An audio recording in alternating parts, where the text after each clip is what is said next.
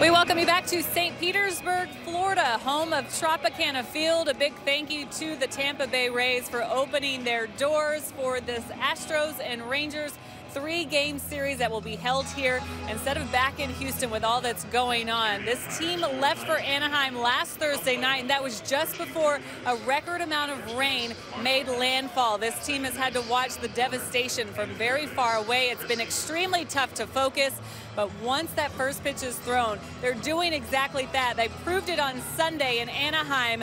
They were trying to go for a series win that day. It was an emotional day. A lot was going on with their family, some of their family staying back, but Jose Altuve lifting the entire Houston area with a big 2-run home run in the first inning of that game, and they jumped out to a 4-run lead over the Angels.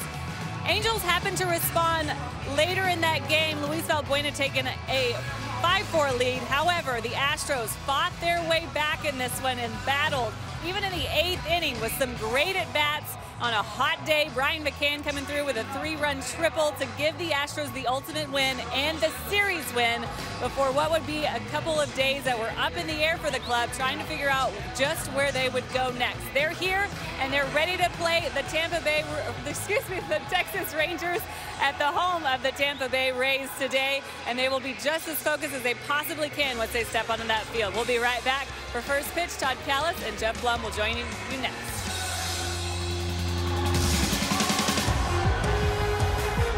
At the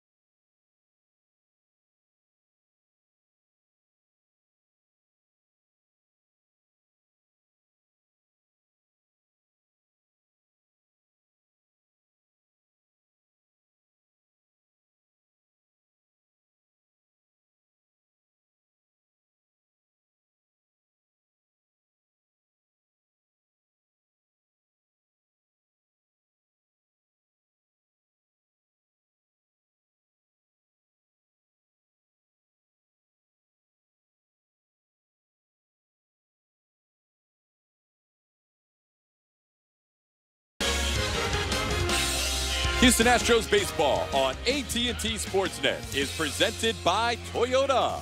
Let's go places. And by Southwest. Yes to low fares with nothing to hide. That's transparency. Astros baseball kicking off this three-game series against the Texas Rangers. Both teams with the off day yesterday, uncertain as to where they would land today, but here we are at Tropicana Field in St. Petersburg. To add to the bizarre nature of this game, both teams from Texas playing in Florida, and the Astros are the home team, but they're using the visiting dugout and wearing the road grays. The Texas Rangers are the home team, and here's how the Texas Rangers are the road team, and they line up this way in their home uniform. Shin-Soo Choo is the designated hitter. Elvis Andrews at shortstop. Nomar Mazara in right field. Adrian Beltre, the third baseman. Joey Gallo, Carlos Gomez, Mike Napoli, Rougned Odor, and Robinson Chirinos. So we're ready for baseball. Just the lower bowl open today at Tropicana Field, and most fans were able to sit wherever they wanted, chose right behind their respective dugouts, and fires delivers a strike that's fouled back to Shin-Soo Choo. It's good to see some orange down there behind that Astros dugout. Astros did not have their normal road uniforms with them in Anaheim. As you remember, it was Players Weekend. So they had the nickname jerseys, and these are kind of their warm-up jerseys that they wear occasionally at home, but not really their road uniforms. So it is a home game, even though they're wearing the road grays, and they're in the visiting dugout. 1-1 the count. And now it's 1-2.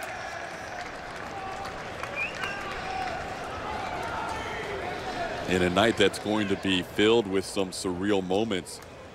They had a moment of silence here at Tropicana Field right before the anthem. And literally, as the moment of silence was being announced by the PA announcer, Greg Khalil, there was a torrential downpour on top of the Trop. And it happens occasionally here in St. Pete where you'll get a heavy and hard thunderstorm come through here and leave quickly. But it literally started right at the time of the moment of silence, and kind of a reminder that this is why our thoughts and prayers continue to go out to the people of Houston and all the surrounding areas. Pitch down low, it's 2-2.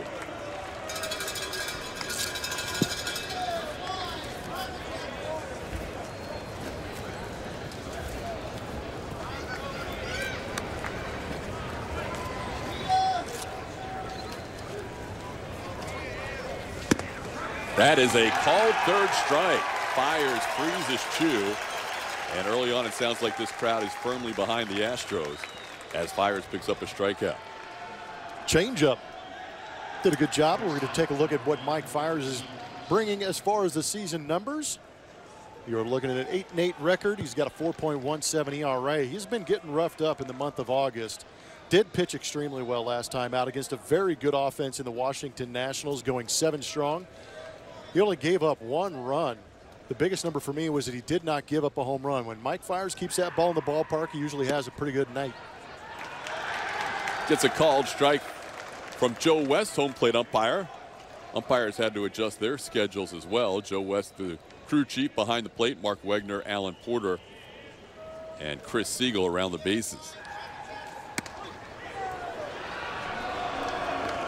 Pitch misses to Andrews. It's 1-1. Fires has pitched here at Tropicana Field twice, obviously against the Tampa Bay Rays. It was 2 ball games, but he had 1 game started. He has a 1-0 record, 3.75 ERA in this ballpark against the Rays. In his career against these Texas Rangers, he is 0-2 with a 7.57 ERA.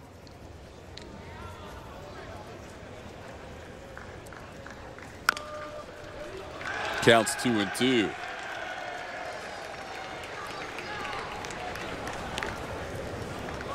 You can definitely hear individual fans and crowds of fans.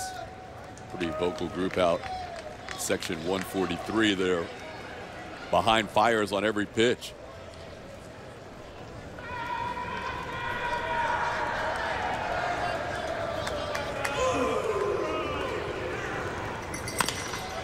Towards third, J.D. Davis on a couple of hops.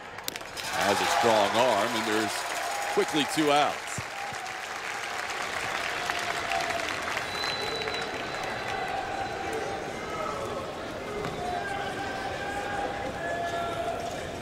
Sarn. Right fielder, number 30, Defensively for the Astros, from left to right, Marwin Gonzalez shaded over to left field. So is Jake Marisnik shaded that way. He's in center. George Springer is the right fielder. Only J.D. Davis on the left side. Shortstop tonight is Alex Bregman, Jose Altuve at second, and Yuli Gurriel at first. Evan Gaddis behind the plate. 3 lefties with a night off. Brian McCann, Derek Fisher, and Josh Reddick all with a night off against Martin Perez. 0-1 the count to Nomar Mazara. So, Blummer, this is our new norm for the next 3 days. This is a little bit bizarre. It's got to be doubly bizarre for you. You know, it is bizarre for me. And, there is precedent for this. I was on the team in 2008 when Hurricane Ike hit. So we'll have plenty of time throughout the ball game to talk about that. We'll try and focus on the ball game here a little bit. But I hope that these guys, and I know these guys, these guys will do a better job than we did. 2008 was a mess. Their travel here is a little bit different for these guys. They got their rest. They got in here early enough. They've got somewhat of a routine. So these guys, and they're a better ball club. Let's face it, 2008 we were battling, but these guys are a very good ball club. They've got purpose behind what they're doing. So I think it's going to be a good series for them. Fires trying to set the tone early, has 2 quick outs and now an 0-2 count and a pitch upstairs. And it's 1-2. It's also interesting saying that the Astros are the home team, and yet they are in the third base dugout, which is normally the visiting dugout. But I think they've got several reasons for that. Somewhere that they're more accustomed to when they do come through Tropicana. And besides, Guy Gallagher and Tank down there in the visiting clubhouse do a good job of taking care of them. The best. Ground ball right side into the shift. Fires has himself a 1-2-3 inning to start this series at Tropicana Field in St. Petersburg. Astros turn the bat in the bottom half.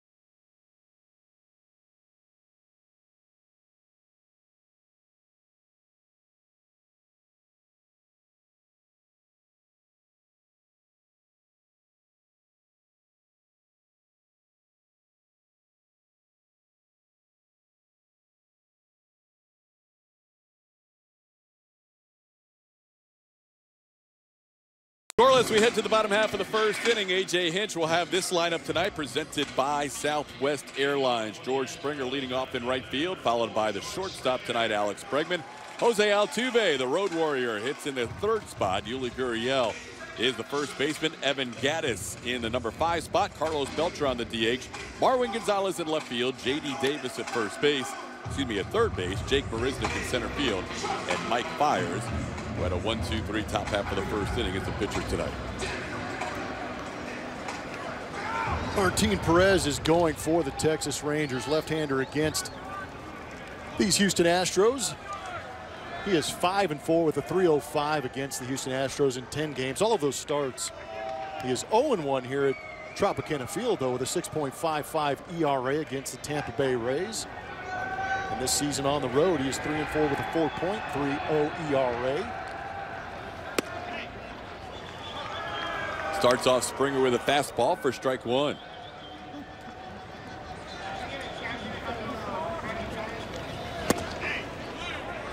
Quick worker ahead, 0-2.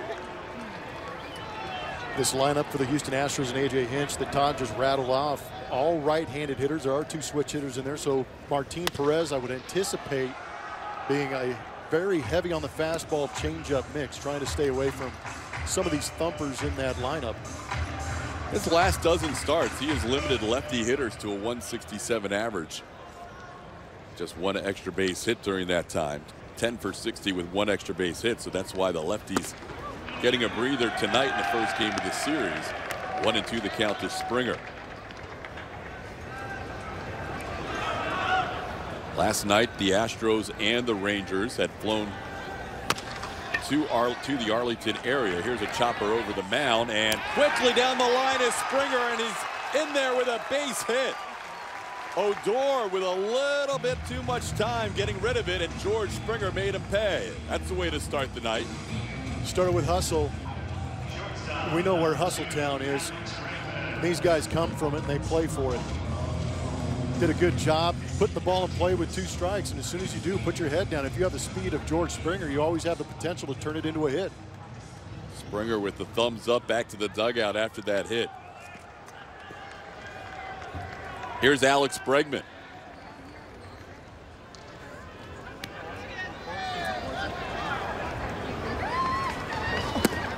Bregman takes a pitch for a ball, 1-0. You never know what the emotions are going to be for a team going through what the Astros are going through. So far, early start by Mike Fiers, 1-2-3. Springer beats out an infield hit. We'll see if that can lead to something. Bregman's been as hot as anybody over the last 8 weeks. Has that average at 284 to start tonight's play.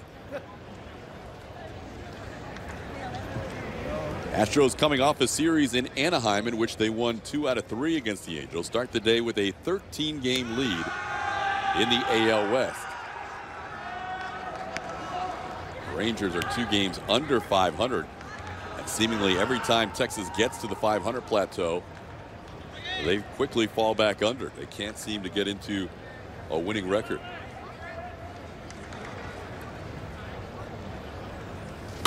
There's a base hit to left field. The Astros have started the night with back-to-back base hits. Springer a hustle hit and a clean single by Alex Bregman. Keep things rolling. It's what the Astros want to do. Just continue to have competitive at-bats, string them together, but one of the hottest guys in Alex Bregman continues it. So that puts 2 on for Jose Altuve. Altuve with a little power and speed combo, helping his team win the game on Sunday afternoon in Anaheim. 2-run home run in the first inning. And a hustle base hit to get the rally started in the 8th inning with 2 outs.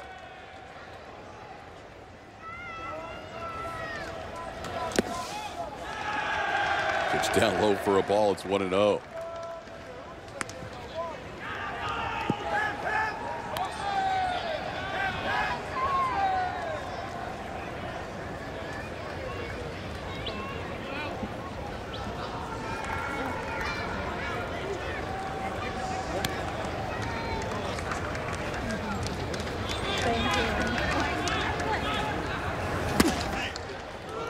Strike called. It's 1-1. Altuve with that .413 road batting average.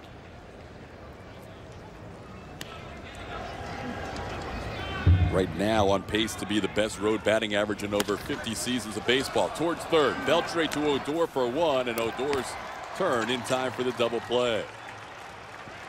The Rangers turn a double play on Altuve. 2 outs. Runner goes to third.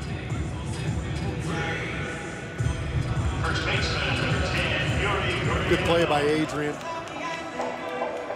It's tough too when the Astros do such a good job. I know that the double plays are frustrating, but they do such a good job of creating base runners that they find themselves in more opportunities to have those things happen, unfortunately. And they usually move the baseball. They don't strike out. Yeah, it's true too. So it puts them in the position where they could hit into a lot of double plays. Here's Yuli Gurriel. Yuli coming in with a .290 batting average, time for the team lead with 35 doubles. Takes a called strike on the outside corner, 0-1.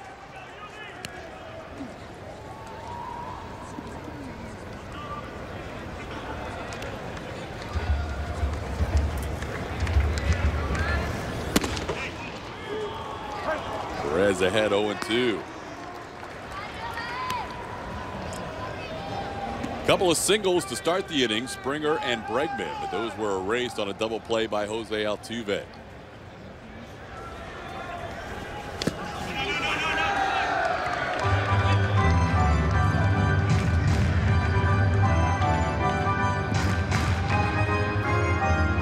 It's a lot of 2-out arm guys from the Astros throughout the course of the season. Yuli's a very good 2-strike hitter.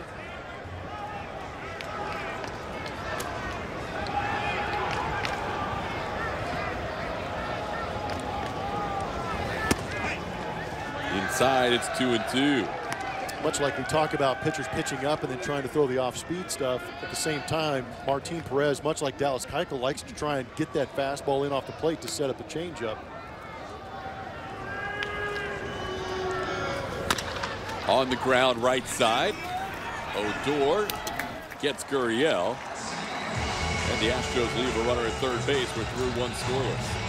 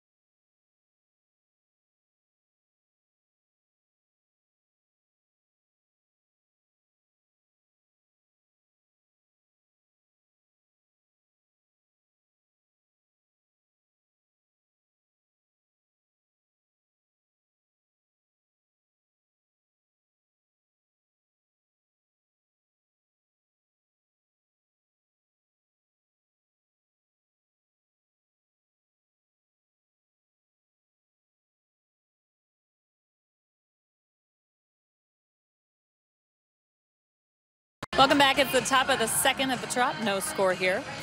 The Astros, in coordination with Major League Baseball, will donate all ticket concession and parking proceeds from the Astros games played right here at Tropicana Field to the Astros Foundation in support of disaster relief. You can show your support for the community of Houston and surrounding areas by coming out to a game and helping out those back home in need. Make sure you're using hashtag Astros Harvey on Twitter as well, guys. And to reiterate what you were saying, Todd and Blummer, our thoughts are with everyone back home. These guys in this dugout certainly have been thinking about everyone, including their families. Some of these guys have family that are still in the Houston area, including Jose Altuve, whose baby turns 10 months old tomorrow with his parents there. Everybody's safe. Charlie Morton's family's back at home safe with their 3 kids and 2 dogs. Lindsey Gregerson, Luke's wife, is on her way out of town, so she's safe as well. And the rest of the wives and girlfriends, fiancés that are with us right here will continue to travel with us on this trip. These guys have been worried sick, and they continue to worry about everyone else that's back at home that's not here with them, guys. Thank you, Julia. It was a bit frustrating to be in the state of Texas and not be able to get to Houston and get some of the families, just no way in or out of the city of Houston. So there were a lot of players that were hoping to get family members and bring them aboard for this trip, and it just couldn't quite work out. So good news on all fronts that everybody is okay, and we continue to send our thoughts your way down to Houston, Texas. For Houston is also the hashtag. So Astros Harvey and For Houston are the 2 big hashtags that we're looking for, and we will continue. I know a lot of people around our viewing area are enjoying the game as they hear us, but also some people not able to watch, so we'll try and stay on top of that as well and inform people what's going on in the game as Adrian Beltre takes a 1-2 pitch into center field for a base hit. Good piece of hitting by the veteran. Left fielder, number 13, Joey Gallo. Beltre, a leadoff base runner in the top half of the second inning. First base runner for the Rangers in this game. In addition to all the funds from this 3-game series with the Rangers going to the rescue effort, Astros owner and chairman Jim Crane pledged to donate $4 million to the relief effort along with the Astros Foundation. And they also have set up over at the ballpark of the Palm Beaches in West Palm Beach, Florida, a collection effort so that they are going to get all kinds of supplies over there in West Palm Beach. And starting today, the ballpark of the Palm Beach is accepting donations, and Crane Worldwide will then transport all those donations to Houston. So kudos to the Astros owner to get out in front of this pretty early and do his part to try and help out in this terrible situation. 0-2 the count to Joey Gallo. Way up high with a fastball. It's 1-2.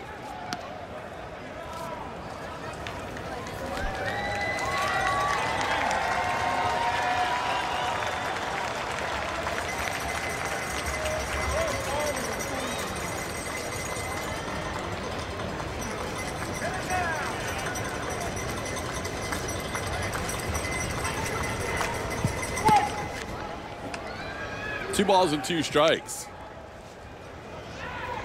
Astros trying to win their 80th game of the season. If they win tonight, it would be the second fastest getting to 80 wins, only behind the 1998 Houston Astros.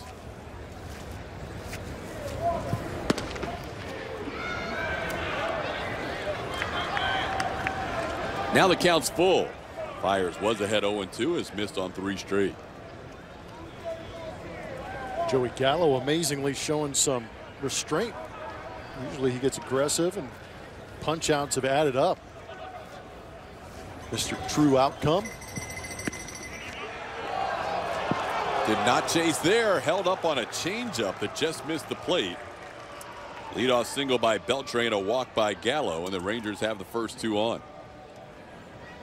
Center fielder, number 14, Carlos Gomez. So we've got some support going on. You guys see the Houston Astros have donated $4 million. The Rockets have jumped in for 10. J.J. Watt fundraising has done unbelievable work. Started at $250. He is now going over $3.25 million. The Houston Texans have also jumped in with $1 million. I think I saw a tweet from J.J. Watt's page also that said the Tennessee Titans have jumped in with $1 million. So there's a lot of people helping out the city of Houston. It's great to see that. Continue the efforts, and we appreciate and applaud that. That is incredible. JJ's goals kept moving up. Started at 200,000, then 500,000, then $1 million. Kept updating it. Now to be over $3 million is fantastic. The Houston Rockets, very generous. The Astros, thank you to all. This is one of those moments where it's going to be the worst of times and hopefully followed by the best of times. This is the possibility that a city completely comes together and galvanizes during a very difficult situation.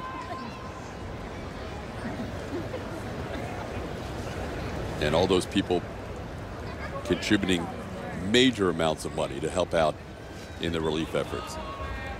Carlos Gomez, the batter, with an 0-2 count. Outside for a ball, 1-2. I've talked about it, you know, on ball clubs that I've been on. In times of trial or slumps, you get a real good idea of a person's personality. You get a real good idea of a team's personality. We've seen the Astros struggle a little bit, yet they continue to fight. I think that's a beautiful sign. But when you know, you go through something like Houston is going through right now, like you're talking about, Todd, you get to see people really step up and their true colors of support come out. It's been amazing. All the first responders, we can't thank them enough. All the volunteers. My goodness, if anybody had a boat in Houston, they were helping. It was incredible. Yeah, so many just regular citizens are doing extraordinary things. And I mean, I know it's driving you crazy, and I know AJ Hinch has got a couple quotes out there. It is driving us nuts, wishing we could be back and seeing these scenes on TV. Yeah, it would be great to be able to help out in the efforts, and unfortunately just unable to get back to Houston. But everybody on this team and everybody within the organization that has been away from Houston certainly has been glued to every single moment, and we continue to think about all you guys and pray for you as well. Hey, we'll be back. We're coming back. We'll be back. It may be a little while. Yeah, but I'm looking forward to it. We'll be back. We'll be out there. You will see us. It may be a 3-week, 19-game road trip, depending on what happens this weekend, but we'll get back at some point. Mets series will be determined tomorrow, whether that will be played here or possibly back in Houston. A little meeting between Gaddis and Fires, and Gomez sends one to right field. Springer has it lined up. Beltre is going to tag, and he's going to go to third. And the throw comes back in. So hit hard by Gomez, but at the Astros right fielder.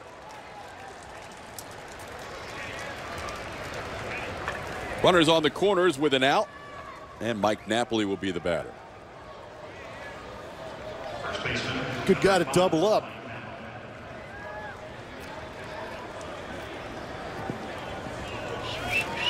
Napoli coming in with a 197 batting average, 27 home runs, and 60 runs batted in.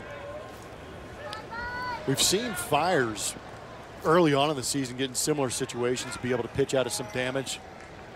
It's worn on him a little bit. He's actually there were 2 months prior to August where he was incredible. He had a sub-3 ERA in June with a 2.32. And then back that up in July with a 2.89. August has not been kind to him at all until last start. Yeah, showed some signs last start of getting it back to his June, July form. But the rest of the month had been an issue with the home runs coming back. Astros will shift here against Napoli, which can make it a little more difficult to turn a double play. If it's hit to J.D. Davis or Bregman, now Altuve obviously break to the bag, but it's not his natural angle coming in for a double play.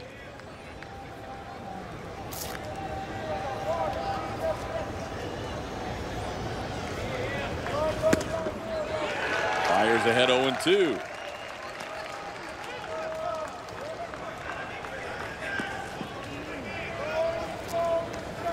Good fastball from Fires.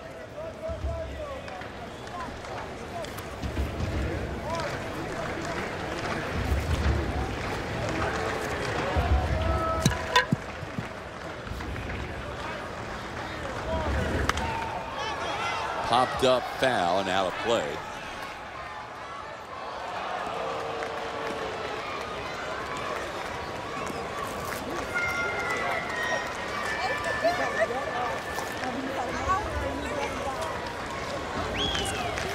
Fires' 5th career start against the Rangers, 6th appearance overall.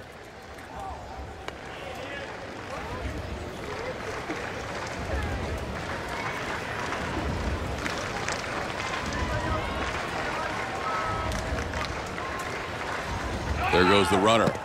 Pitches outside. 1-2, and with the stolen base by Joey Gallo, takes the double play out of order. Good jump by Joey.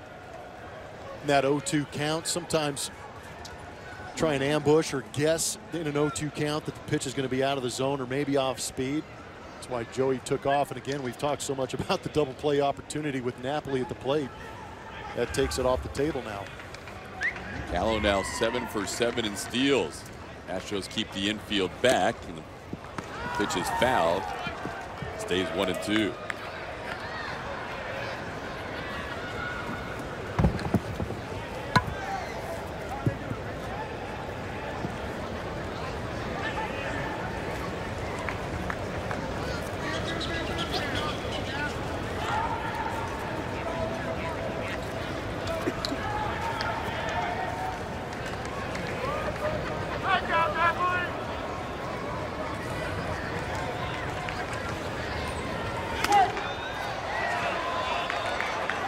Pop foul out of play. Napoli with an extended at bat. Fires' pitch count starting to rise a little bit. Just 1 out in the 2nd inning. He's thrown 37 pitches.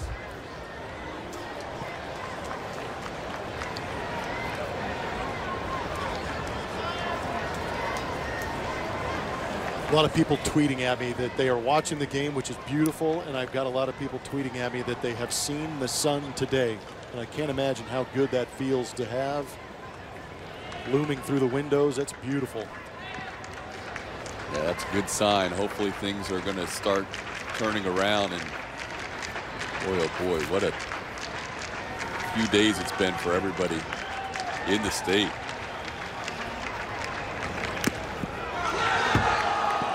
Napoli keeps staying alive by fouling off 2 strike pitches. Beltre started with a single to center field, followed by a walk.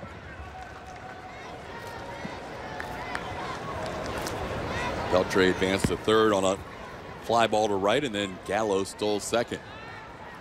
Fires trying to put away Mike Napoli, but having quite a battle here.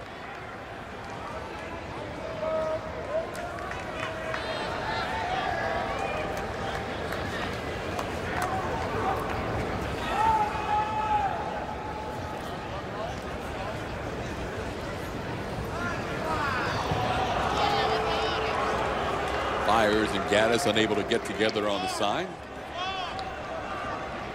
Continuing a trend that we just saw in Anaheim.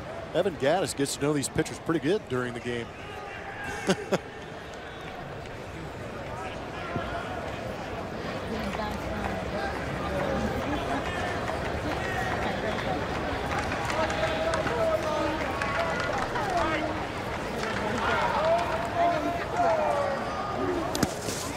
In the dirt, good block by Evan, and counts 2-2. Astros on the series for the season, lead 8-5 in the Lone Star Series. Last time they won the Silver Boot was back in 2014. Popped in the air, but not very deep. On comes Springer. Beltre's tagging, and he is just going to bluff as Springer able to just lob it back in. So a big out for Fires and the Astros, getting Napoli to fly out to shallow right. Put on a good battle, ain't done yet. Brugnet Odor coming up, but still able to get that weak fly out shallow enough to where George would have been able to throw him out. We're going to take a look at pitch usage brought to you by AT&T, and it's Mike Fires. This season he has thrown 46% of the time fastball. Splitter has been up there 20%. The curveball at close at 19%. And the cutter and slider have virtually been eliminated. He threw a lot of those early on in the season when he was getting roughed up a little bit. When we saw him start to get good, he eliminated the cutter and the slider, pitched primarily with that fastball, curveball, and split. Called strike to Odor on the inside corner, 0-1.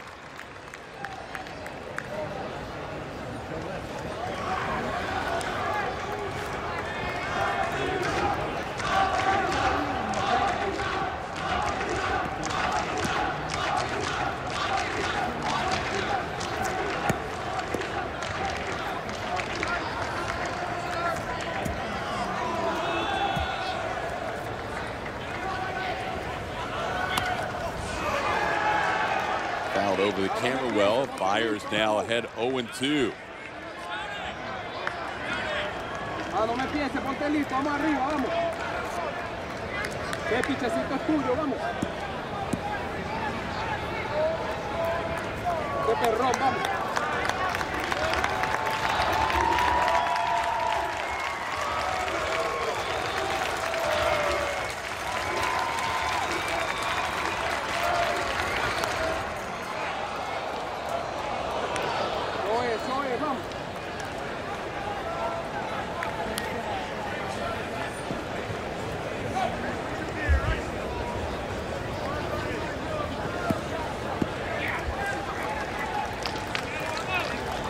15-pitch first inning, but a lot of pitches this inning, Plummer. Got 28 working on it. He'll be gladly throw as many as he can to get out of this without giving up some runs. Wow, good job by Evan. Blocked by Gaddis. Beltre thought about coming down the line, but not far enough away. 0-2 count. Fires spikes that off-speed pitch in the dirt, but Evan Gaddis, after putting down the signs, can anticipate it, does a good job of getting in front, keeping that runner at third base. Well, this will be a 30-pitch inning at the least for Mike Fires.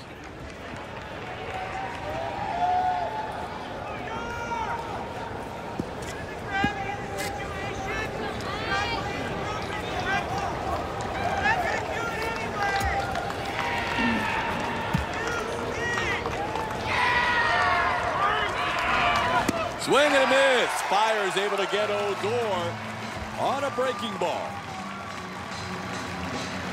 2 left on. We head to the bottom of the second.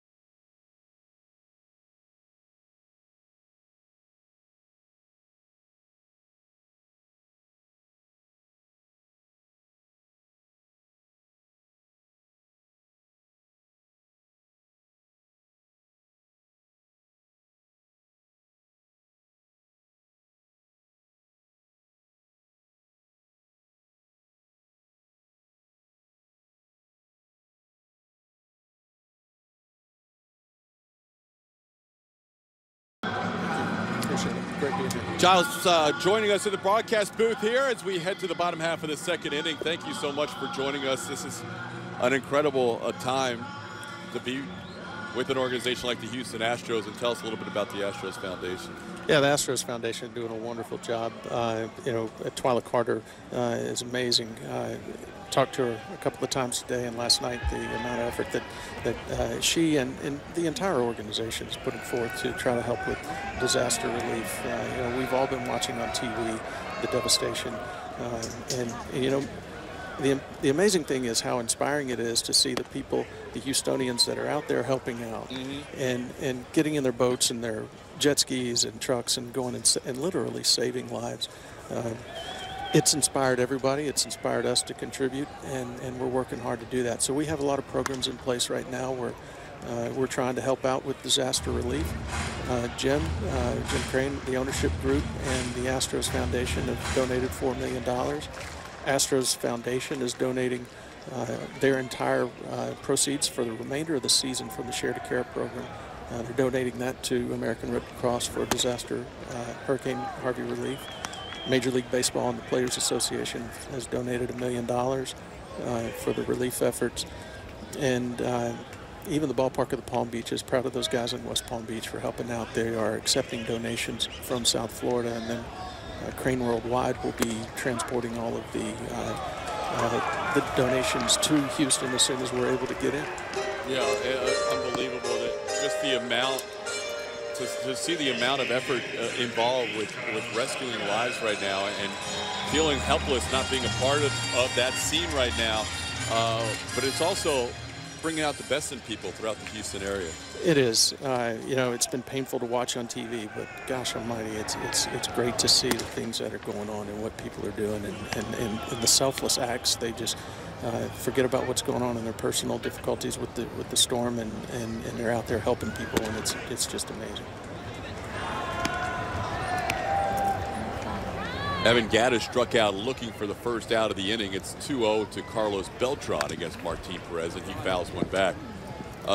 Jim Crane obviously stepping up, and then all the proceeds from this series are going to go to the relief effort as well. That's right. Major League Baseball and the Astros are donating everything from this 3-game series. That's all concessions, parking, ticket revenue, everything that we bring in here is going to the hurricane relief efforts, and we are going to try to encourage the fans in Tampa to help us out as well. We have a youcaring.com/Astros Harvey fund that we've put together. It's something that I donated earlier today. it's a great way for people who, if they're in Houston or even outside of the Houston area, to contribute to the efforts that are going on. It's a wonderful program. So youcaring.com/Astros Harvey. Correct. That's where people can find that fun that is starting now. Hoping to get back to Houston as soon as possible when everything is safe and secured. Minute Maid Park has done pretty well during this. We've been pretty fortunate. We've had some water infiltration. We've had to pump some water out of the basement area, the service entrances, and the service areas going down into the bottom of the ballpark. So we've had a little bit of a few leaks, but we've been lucky. I think we're going to be ready for the next series. If it's the Mets, that's great.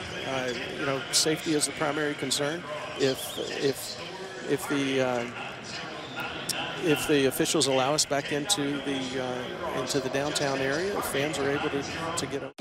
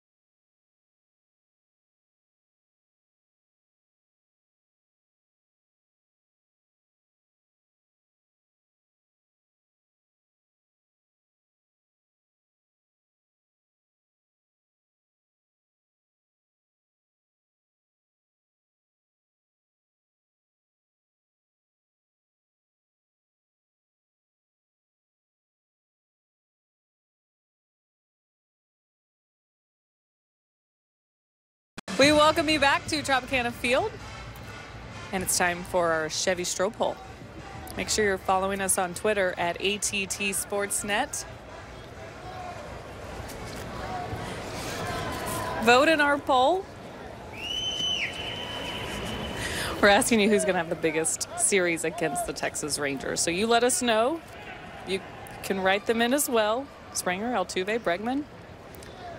We'll let you know who wins later in the broadcast. Todd? All right. We head to the third inning. Robinson Chirinos will lead things off against Mike Fiers. Astros with a couple of hits. Rangers with one hit. That'll be Chirinos, and then Shin-Soo Choo and Elvis Andrus. Count is 1-1. Chirinos coming in batting .250, 15 home runs on the year, 33 runs batted in.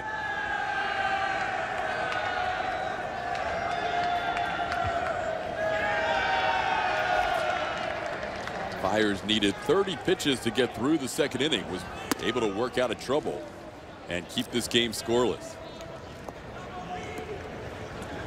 Up and in, it's 2-1. Yeah, it's unfortunate that the Astros had such a quick inning. Didn't give him a chance to relax, recoup. Said he's right back out there, but he did a good job of punching out Rougned Odor on that curveball. This is inside, 3 balls and a strike. Fiers kicking off this series. Dallas Keuchel will pitch tomorrow's game. And then Colin McHugh, the wrap up to this series. Start time Central Time, 6:10 tonight, 6:10 tomorrow, and 12:10 on Thursday. Up high, ball 4. So walk number 2 issued by Fiers, and Chirinos, the number 9 hitter, draws a leadoff walk in the third. Number 17. Chirinos can create a little bit of a logjam on the bases, but at the same time, I think the last thing after that last inning that Mike Fiers wanted to do was walk the 9-hole hitter. That'll bring up Shin-Soo Choo. Choo was called out on strikes his first time up.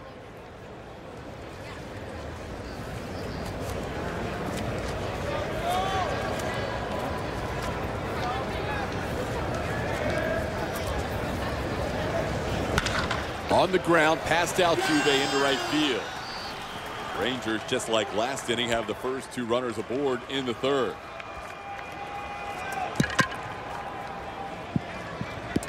Number 1, Elvis Andres. Solid base hit by Shin-Soo Choo. Aggressive early in the count. Now Altuve in that shift, still unable to sneak over there and snag that one.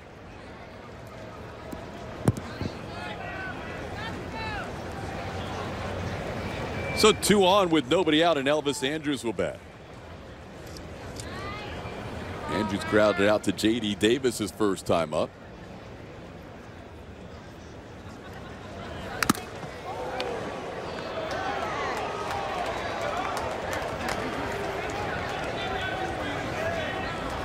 So I was talking about the visiting clubhouse guys. You know who's still over there, because I know that it's changed a little bit since I was here in 2004 on the home side. Westy is now the traveling coordinator for the director of travel for the Rays. So he is no longer head clubhouse guy. He kind of has both, but Jose Fernandez Papito is the new head clubhouse guy. So these guys who normally have limited time while their team is on the road, some of those guys do travel, but these guys obviously, you know, sacrificing their time to come over and be hospitable to the Texas Rangers. Yep. It's good to recognize those guys and everybody in our booth who is doing some hard work. The guys in the truck are doing a great job. Yeah, a lot of people on a moment's notice are working, less than 24 hours. Are working this series. Just determined yesterday that the series would be here. Base hit into right field. Everybody advancing a base. The bases are going to be loaded with Rangers with nobody out. Yeah, so you've got some guys traveling with the Rays that are part of the clubhouse crew. My boy Beans, who's running the show down there in the home clubhouse, got to send out a shout out to him because his wife is 4 days past due for their second baby, and yet he's here running the home clubhouse. So props to him and his wife for putting up with this, and he's on a moment's notice call. But they've got everything under control. It's the regulars guys in the visiting clubhouse, but it's a full grounds crew. It's a partial staff because not everybody had to come here with the upper deck being open, and same with concession stands. But it's still an amazing accomplishment, and you know, kudos to the Rays organization for getting this place ready to go. No, I was just going to say the same thing. The Rays really stepping up and opening up the doors for the Astros and Rangers to make this happen. Pitch fouled back off the bat of Mazzara. Bases are loaded with nobody out in the 3rd inning.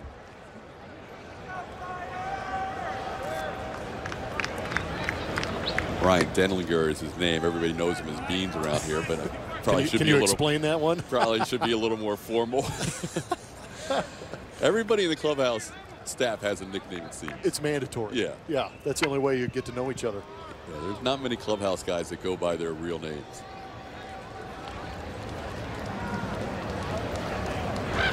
No. You mentioned Guy Gallagher. He goes by Guy. Yep. And then Tank, obviously. I don't even know what Tank's name is. He's been Tank for the last 15, 20 years. The Astros had dibs on which clubhouse, and they chose the guys that they knew so well who take good care of them. So props to them for having that kind of hospitality through the years. There's a pitch that gets away. Coming down the line and scoring is Chirinos. On the wild pitch, the Rangers take a 1-0 lead.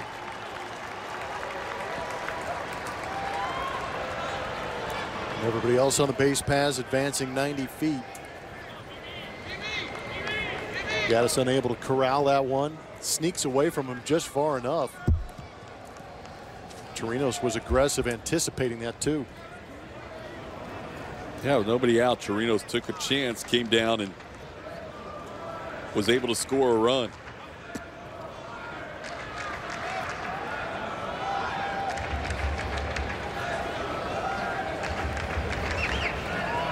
Mazzara leads the team in RBIs with 83.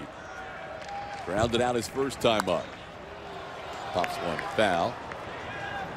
2-2 the count.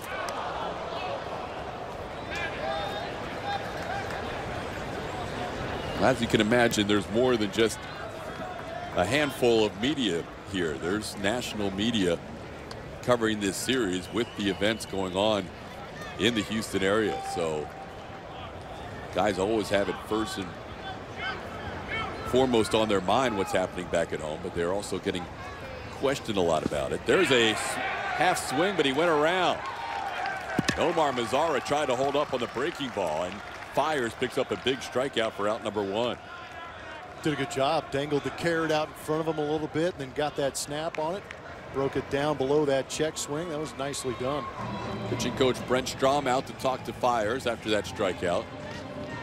And you know what you're talking about, Todd, the media attention. We talked, I mean, if anybody saw a picture of the media scrum for A.J. Hinch, there was a ton of people around him, almost as if it was playoff-type baseball. And when we went to Milwaukee and had that situation where everybody said, just focus on the game, focus on the game, you come out of the dugout, there's cameras everywhere.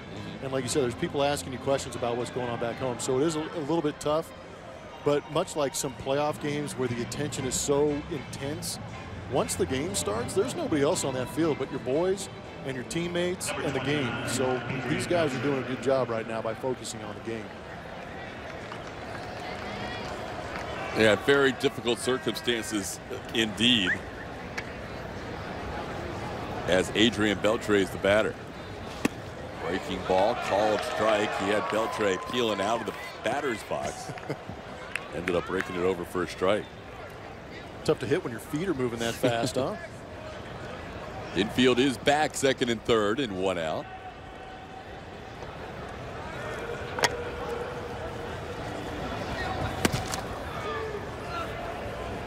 One and 1 the count.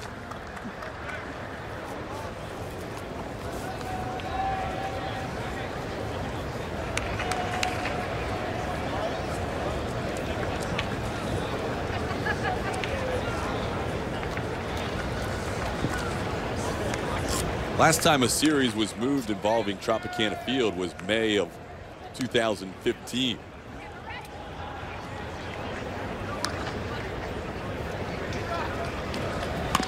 Ground ball towards 3rd. Davis backhands, throw off balance. It is an out at first. A run scores. Crossing over to 3rd base is Andrews as Shin-Soo Choo scores the 2nd run of the game. Nice play by JD.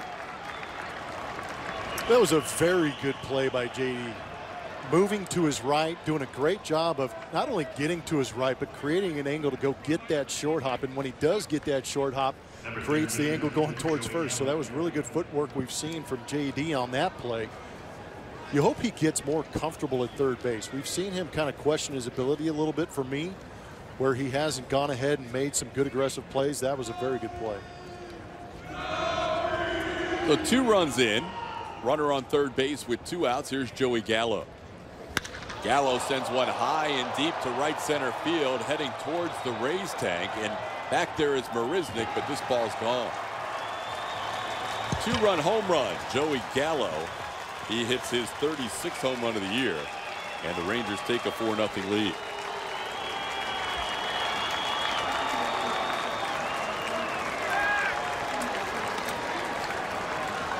Home run ball comes back to bite Mike Fiers again.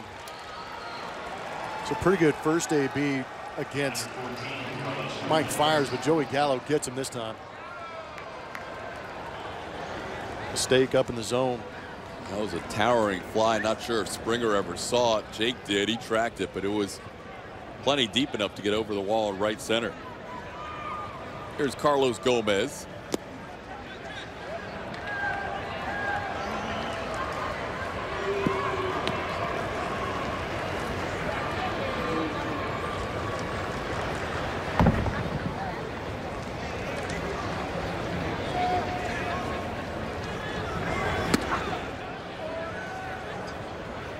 Wigner says he doesn't go around. It's 2-0.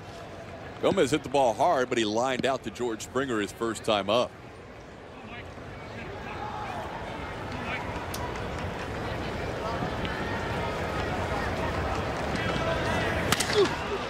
On the ground, Bregman makes the play, and that will do it for the Rangers. But a 4-spot put up in the top half of the 3rd inning, and it's 4-0.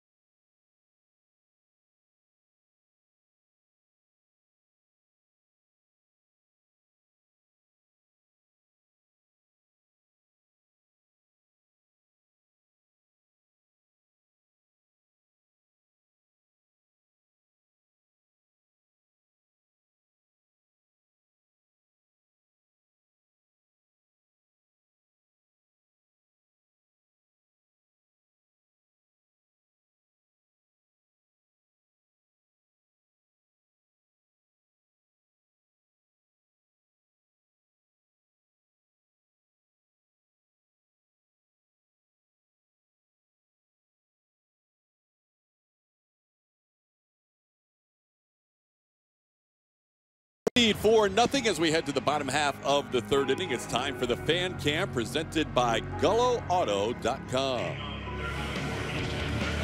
Fans here sending their thoughts along to those viewing this game in the Houston area and throughout Southeast Texas as we play this game in the Lone Star Series at Tropicana Field in St. Petersburg. A lot of fans' thoughts are on the minds of those down in Texas and with them in spirit. We wish we could be there with you as well. Here's J.D. Davis taking a called strike. It's 0-1. Martin Perez has so far allowed a couple of hits to start the game, but since then picked up 4 ground ball outs and a strikeout. J.D. takes a pitch outside for a ball. It's 1-1. Martin Perez, no stranger to the long ball either. Astros will have their opportunities. He's given up 18 here in 146 innings. On the ground toward short. Elvis Andrus has it for out number 1.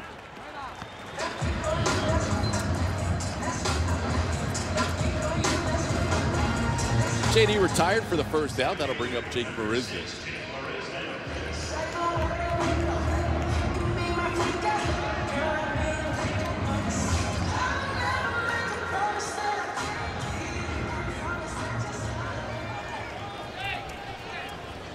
Coming into this game, opponents had hit 300 against Martin Perez. But he's been better lately. 7 shutout innings against the Angels on the road his last start.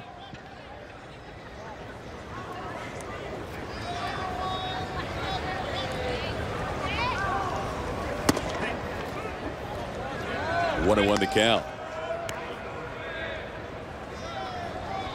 When Perez is going well, he gets a lot of ground ball outs. And 5 of the last 6 hitters have hit the ball on the ground against him. Only the strikeout by Evan Gattis in between. So no fly ball out so far. As we get to the number 9 spot in the order, Jake Marisnik with a 3-1 count. And Perez has actually fallen off his career average as far as ground ball percentage. He's lost about 7% over last year. His best year was 2015, where he had 60% of his outs were on ground balls.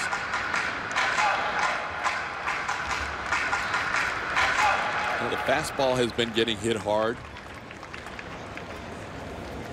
Thrown a few more changeups as the season's gone along.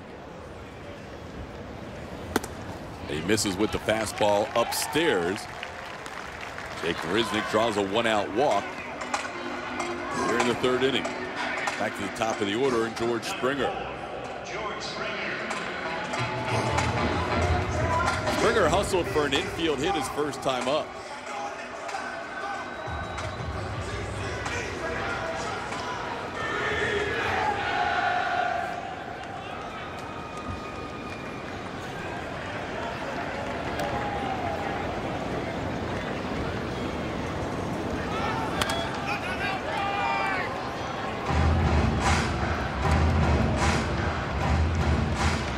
Good swing. Interesting time, too. You just saw the 9-hole hitter again.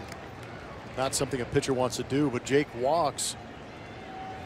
4 pitches out of the zone, 1 in the zone, but George steps in there, and he had an idea. If he got a fastball in the zone that he wanted to go attack, he was going to, and he took a pretty good pass at that last one.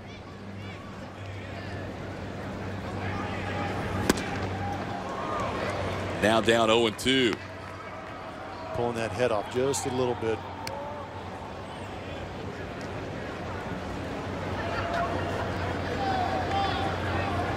Yeah, you can see the bill of the cap of George Springer going out towards that left field corner a little bit.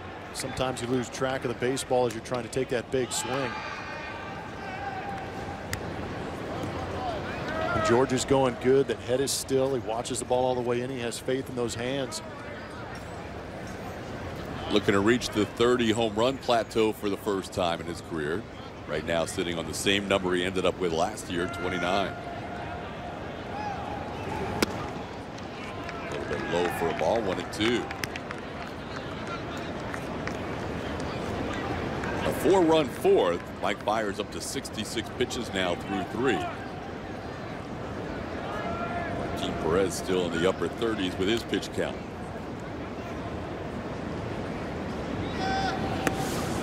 That hit Springer on the foot. Pitch down and in, caught George. And now the Astros have runners on first and second and 1 out.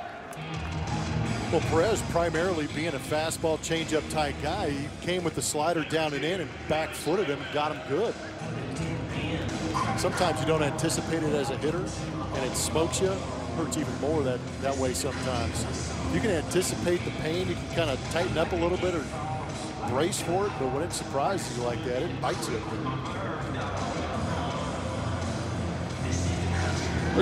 George on first, Jake on second, and Alex Bregman the batter. Bregman's the only Astro to hit a ball through the infield. He hit one to left his first time up. Nobody else has had a ball leave the infield. And he takes a strike, 0-1.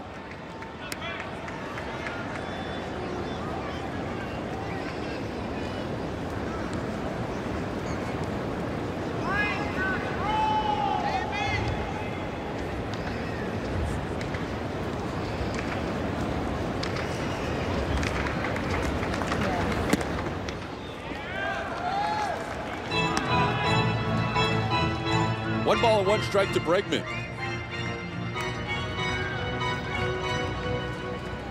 .93 on that last fastball. Perez actually pitches consistently at that 93 mark. Pretty good for a left-hander. Brings the changeup in right around 85 miles an hour.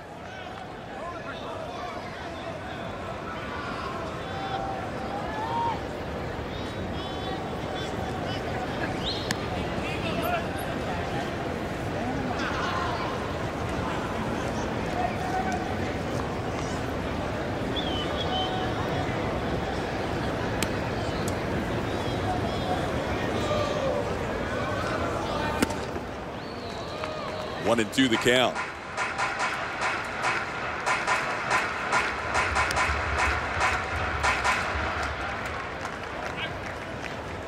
Astros playing catch up in game 1 of this 3-game series. Rangers are the designated road team. Despite the fact that they're wearing their whites, the Astros simply had no ability to get their home jerseys here to Tropicana Field. Yeah, it's pretty safe to say that when we left, we anticipated coming back. It's unfortunate how things have worked out. Therefore, the Astros are dealing with what they can. Obviously, the Rangers were informed that the Astros would be in their gray, so they brought their white uniforms. And these are kind of the BP shirts that they're wearing. And they were a little bit thankful to be wearing these, to be honest. As opposed to what they had over the weekend. Players' weekend. As much as they appreciated some of the individuality of it, I think that a lot of the guys that I was talking to today, my first question was, are you guys going to have to wear those again? And they were like, no, thankfully. They get to get back into that navy blue. Some of that more normal Astro orange. Counts 2-2 on Bregman. Fun for the weekend. Different look. I think the guys are used to their standard team colors. Outside, 3-2. Command an issue in this inning for Perez. Walks Marisnick, hits Springer, and now after getting ahead of Alex Bregman, he's 3-2.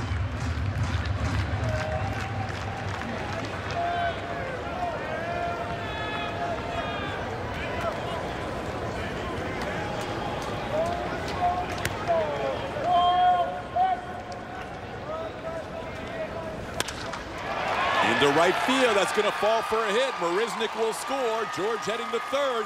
Mazzara's throw will be cut off. Alex Bregman, an RBI single to right. And the Astros score their first run of the game. It's now 4-1. Nicely done by Alex Bregman. Keep that train moving. Keep these guys coming to the plate. Keep runners on base. Puts pressure on these guys. And Alex, on a 3-2 count, just staying on it, going the other way. And when it wasn't hit that hard, George Springer had the opportunity to go first to third, and Jake obviously scores easy. George, a good break off first.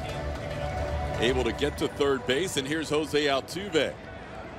Altuve grounded into a double play his first time up. Rangers will keep the infield back with one out and runners on the corners.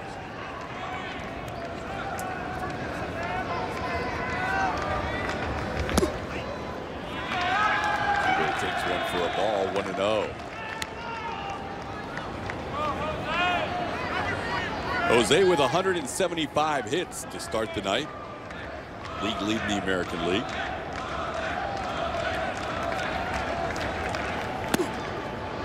And Perez missing again. It's 2-0.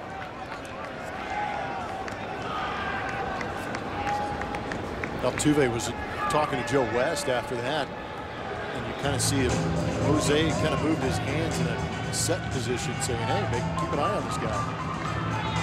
Perez seems a little bit distracted by things that are going on the base paths right there, and if he's focusing too much on trying to throw strikes, maybe he does come set a little bit too quick, and the Astros can sneak a run out of it with a balk. Doug Brocail, pitching coach for the Texas Rangers, out to have a chat.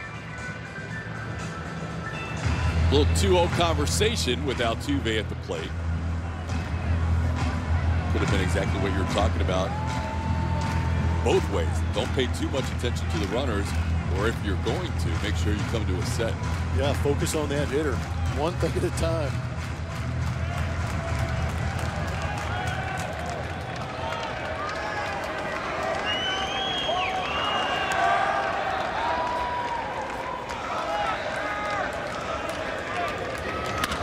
Back through the middle, off the glove of Odor. Everybody's safe. It's a 4-2 game as Springer scores, and the Astros have runners on first and second with one out.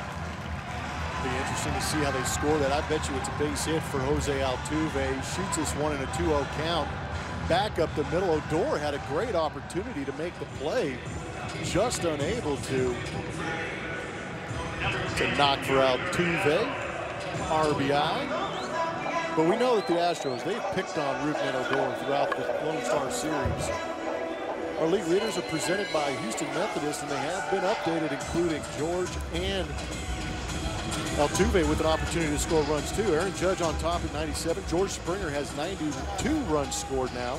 Jose Altuve with 87 and counting possibly. But I love to see these guys as a team. 7 or 8 guys, high RBI totals. You're going to see 7 or 8 guys by the end of it with very high run scored totals also. Springer crossing the plate. Altuve and Bregman are on base. Pass Beltre into left field. Bregman being held. The bases will be loaded as Yuli Gurriel singles to left.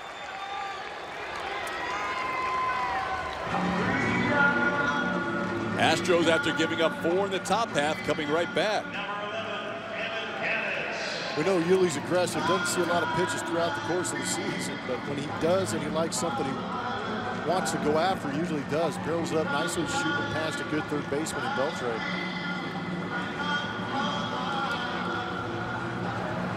Hit it too hard to have Bregman score. Yeah, tough call for Gary Pettis at third. He ended up holding up the runner. And now Evan Gattis will bat. Again, the infield stays back with the bases loaded and one out.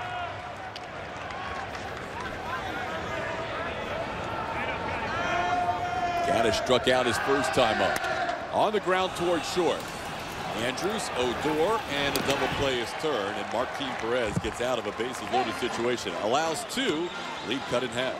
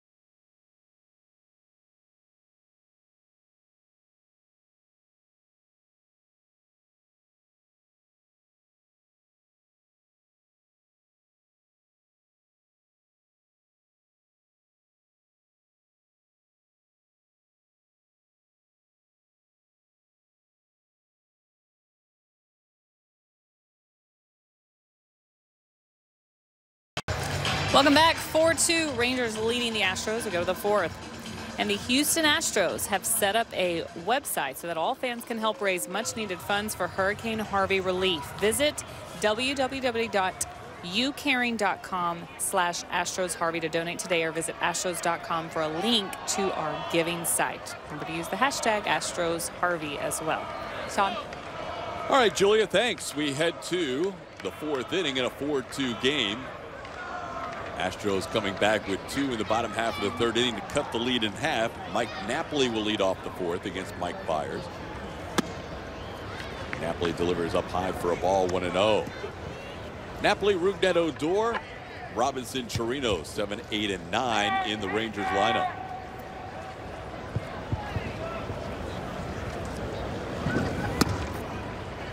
Up high again, and it's 2-0. Napoli had an extended at bat his first time up. And with a runner on third base and less than 2 outs, Byers eventually got him to fly out to right field, shallow enough that it did not score a run.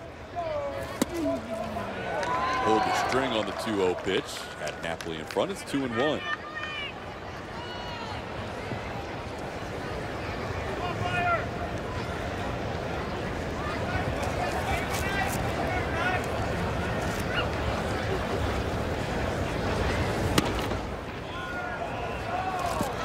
Inside, 3-1 to Napoli.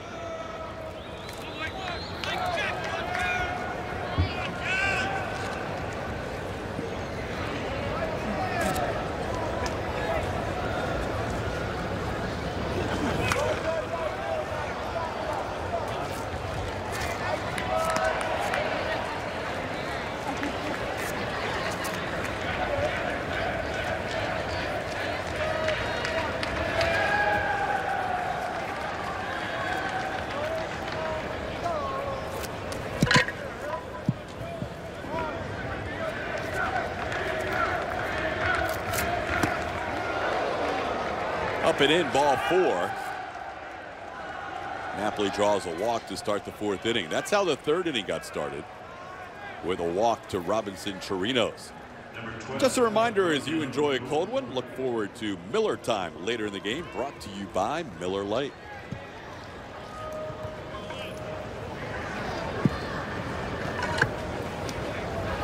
Here is Odor batting with a runner on first base and nobody out.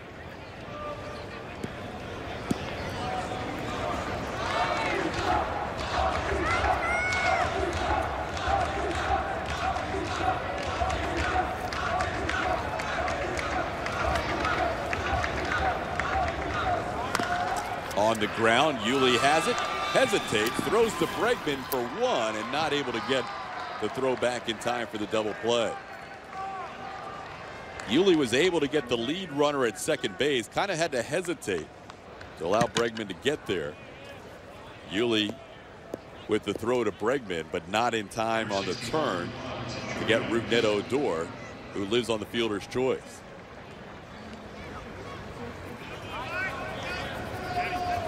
So 1 out, 1 on. That'll bring up Robinson, Chirinos.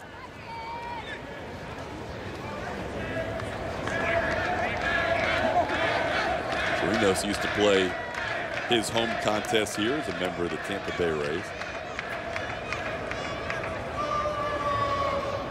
Played his rookie season here in 2011.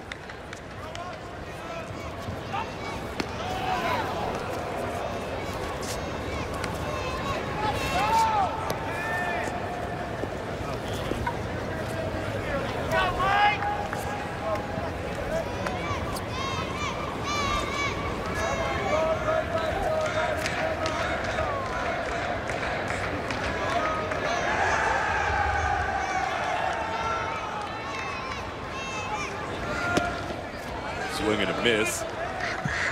Byers allowing a single and a walk in the second inning.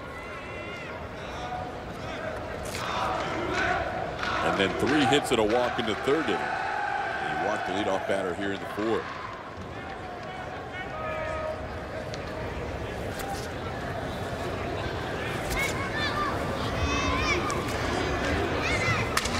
Broken bat, base hit into right field. Odor will stop at second as Springer gets it back in. Fires got one in on the hands of Chirinos. He was able to fight it off into right field. And the Rangers have 2 on with 1 out.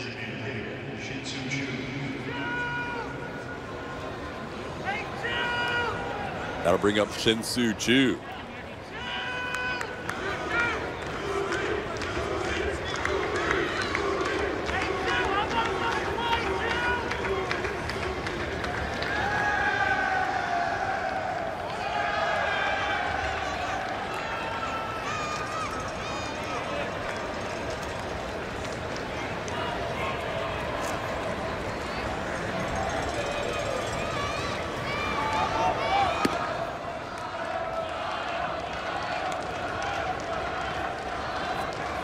There's the most vocal part of the crowd out at 143. They did a little roll call with some of the Astros players, and similar to Yankee Stadium where they do the roll call in the first inning, they went around the infield and got all the guys to at least acknowledge them. So they're having fun out there in left center. And speaking of left center, that's where this ball's headed for a base hit off the bat of Shin-Soo Choo. Odor will come around to score. Choo has an RBI. It's now 5-2 game, as he drives in Odor for his 60th RBI of the year.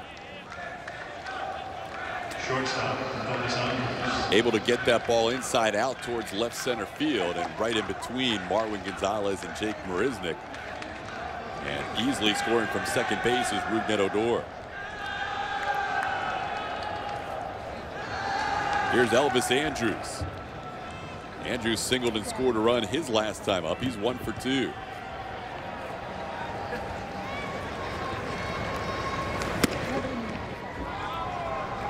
Inside for ball 1.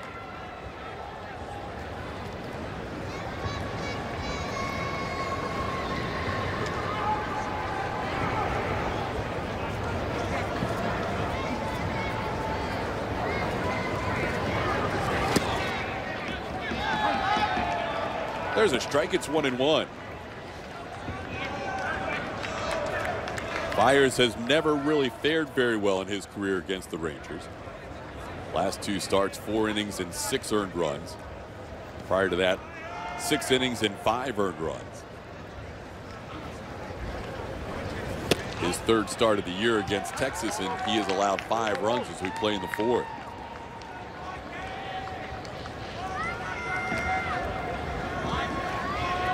Astros would come back and win that game, his 1st start of the year against Texas at Minute Maid Park. When he lasted 6 innings, they came back to win 8-7. Outside, it's 2-2. Andrews batting for the 3rd time as we play in the 4th.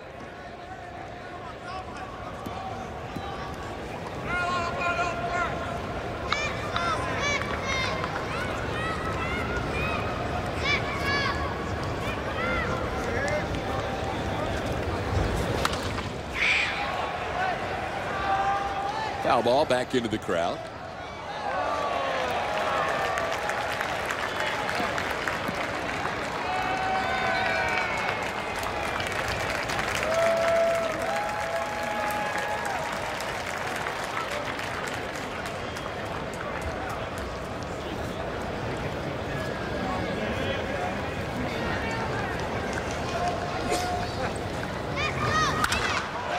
Hit well to right field, sending Springer all the way back, and this ball's off the wall. Around third, and scoring is Chirinos. Choo moves over to 3rd. The Rangers add to their lead. It's now 6-2 as Elvis Andrus drives the ball off the wall and right.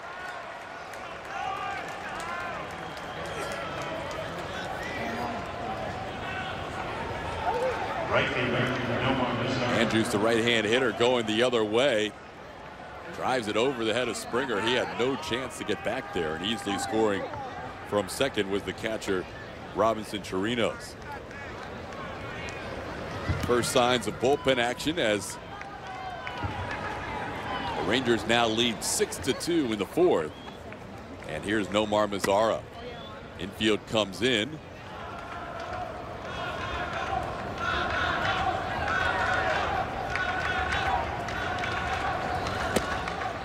And the pitch misses for a ball, 1-0.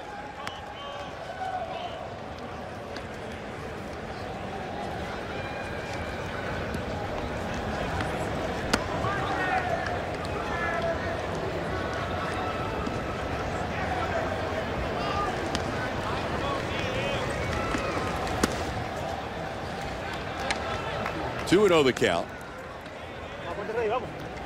Astros trying to cut off any further scoring in this game. Francis Marquez beginning to loosen up in the Houston bullpen. This 2-0 situation, Brent Strom comes out to talk with Mike Fiers. Mentioned earlier, the last time a series was switched involving this building, Tropicana Field, was back in 2015. Tampa Bay was supposed to play the Orioles in Baltimore, but they had to switch that series to Tropicana Field as there were protests going on, and the Orioles did not feel like it was safe to be at Oriole Park at Camden Yards for their fans or their players and staff. So they ended up playing here at Tropicana Field, and the Orioles were the home team despite playing in the Rays home stadium. Astros were impacted, as Blummer mentioned, back in 2008 due to Hurricane Ike, moving that series with the Cubs to Miller Park in Milwaukee.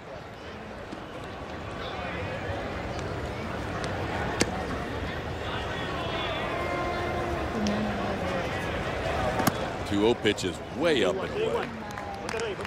So now the count's 3-0 on Mazara.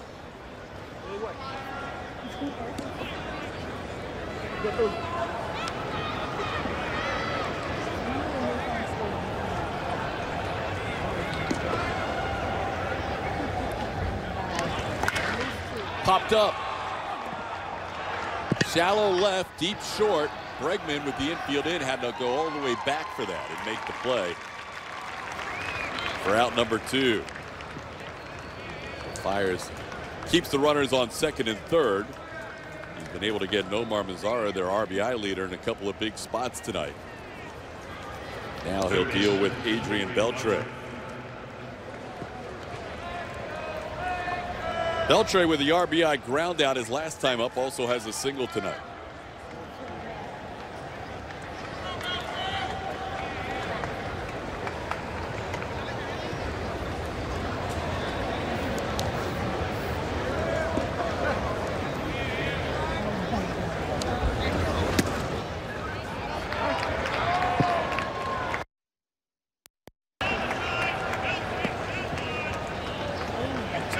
With a curveball for a strike.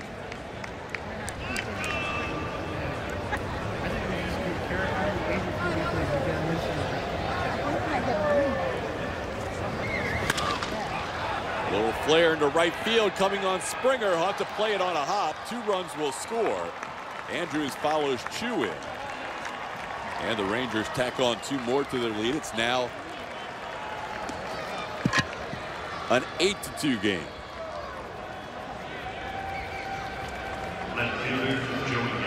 Not a lot off the bat of Beltre, but just in the right spot into right field. George thought initially about making a dive for it, but then had to play it on a hop, and in the process 2 runs scored. Beltre's 65th and 66th RBIs of the year. He has 3 runs batted in today. Here's Joey Gallo. Gallo hit a high towering home run his last time up. 4-run third, followed by a 4-run fourth.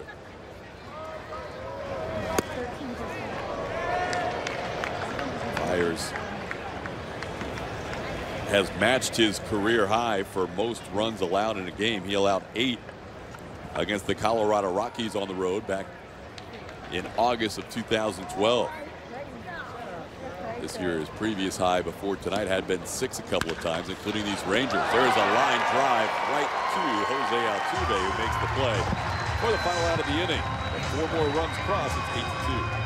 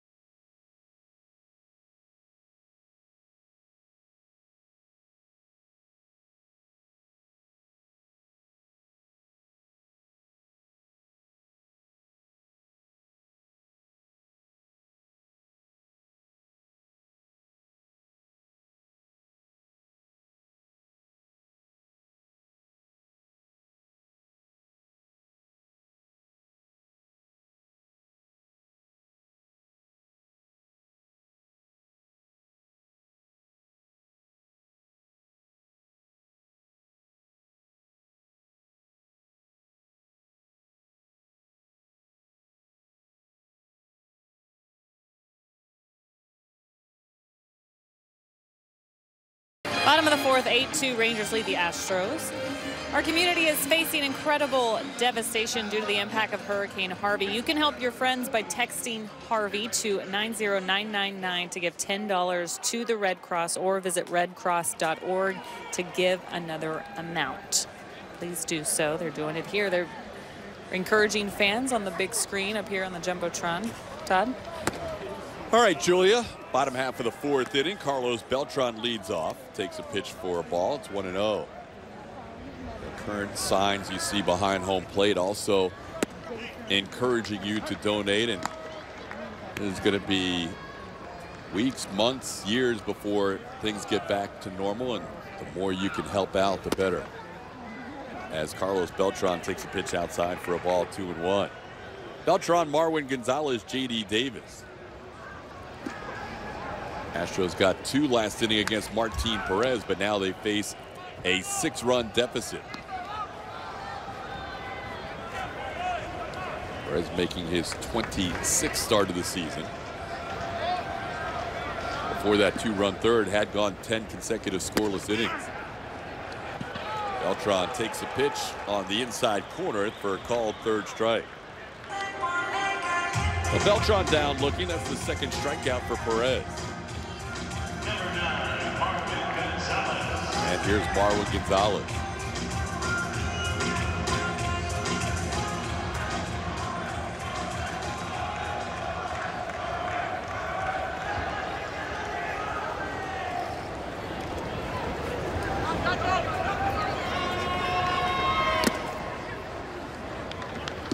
Down and in for a ball, 1-0. Marwin, like Carlos Beltran before him, has a better season going this year as a left-hand hitter than a right-hand hitter. Just .243 right-handed with 4 of his 21 home runs. On the ground towards the hole, but Adrian Beltre cuts it off and makes the play for out number 2.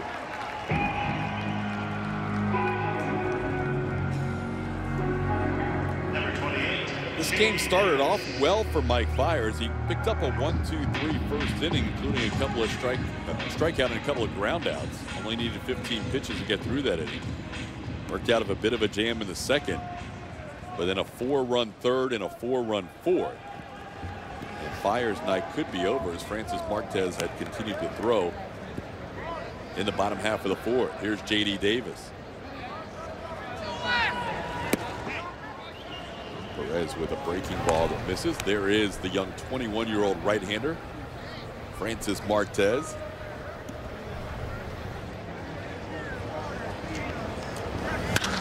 There's a line drive, at least a soft line drive, over the head of Rougned Odor. And J.D. has himself a 2-out base hit.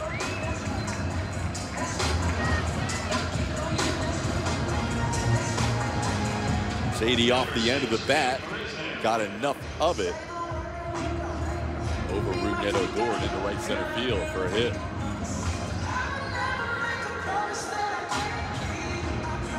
So here's Jake Barisnik. He walked and scored a run his first time up. Jake walked, followed by Springer being hit by a pitch. Both of them came around to score.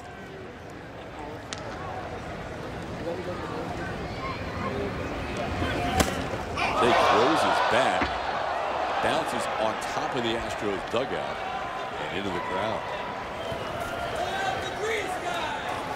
Tropicana Field does not have the netting above the dugout like they do at Minute Maid Park.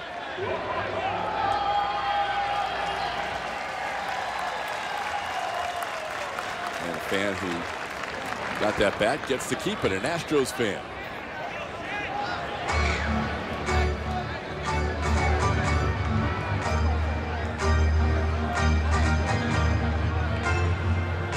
So Jake doesn't retrieve the bat, he lets the fan keep it, and now he will go back to the plate with an 0-1 count. Sometimes you'll see them trade it out if it's a hot bat, but Jake didn't have any need for it. Everybody seems to be okay and enjoying themselves.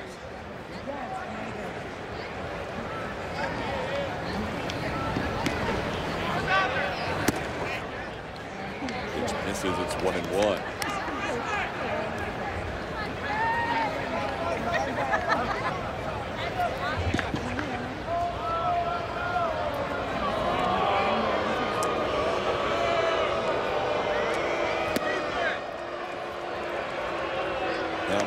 down in the count 1-2.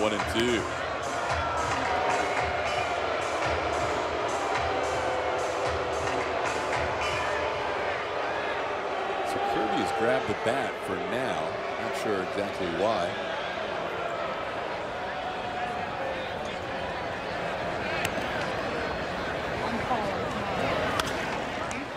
Jake fouls it out of play. Nice catch made out there. Kevin Kiermaier fan. Rays fans out here supporting the Astros and the Rangers during this 3-game series, with all proceeds going to the relief efforts.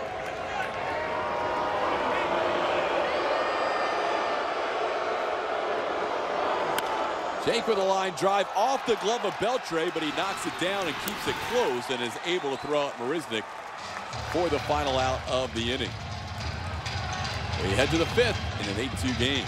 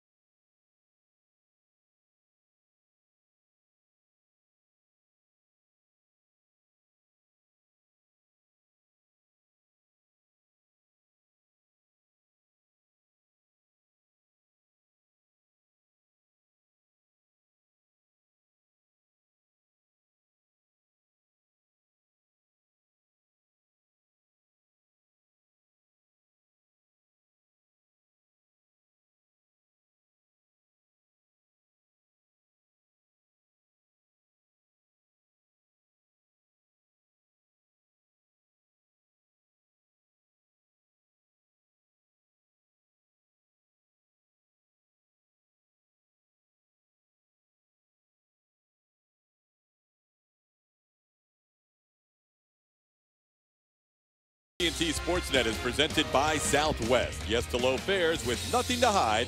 That's transparency. And by the all-new 2017 Nissan Titan with America's best limited truck warranty. See dealer for warranty details. 8-2 Rangers. We head to the 5th inning from downtown St. Petersburg, Tropicana Field, the site of the Lone Star Series. And the new pitcher for the Astros taking over in the 5th is Francis Martez. Rough outing for Mike Fiers. Now Frankie Tuesday gets a chance to get out there and see if he can go multiple innings for A.J. Hinch. Martez last pitched on the 26th in L.A. Didn't go as well as he had hoped. Inning in a third, gave up a couple of runs, punched out 2 through 26 pitches. Fiers, for the 2nd time in his career, allows 8 runs. Highest total of his career. Also 2012, 4 innings, 8 runs on 8 hits. Carlos Gomez, Mike Napoli, Rougned Odor. Pitch down and away. It's 2-0. So AJ has to go to his bullpen here in the 5th inning.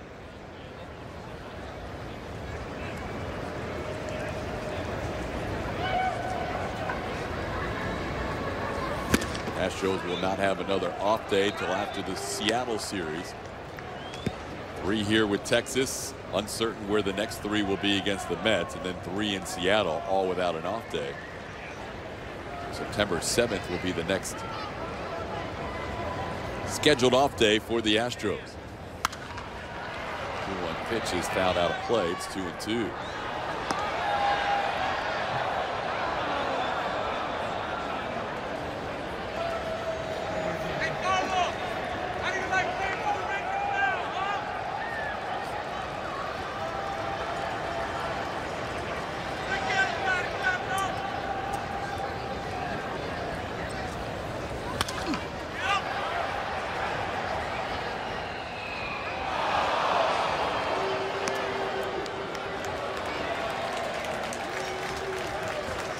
Gomez is lined out and grounded out.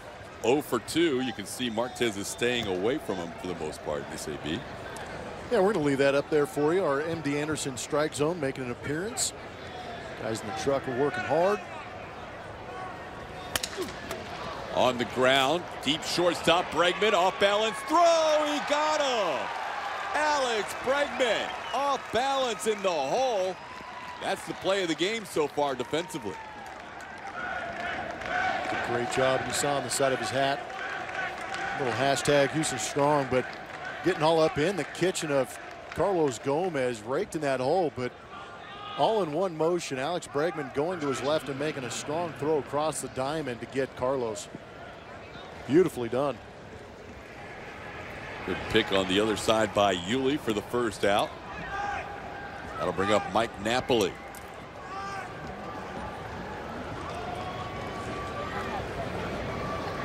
Napoli flied out and he's walked. Takes a called strike 0-1.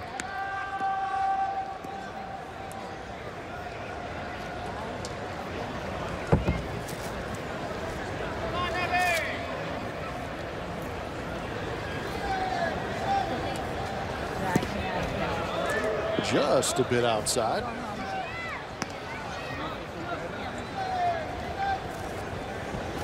'96 back to the backstop.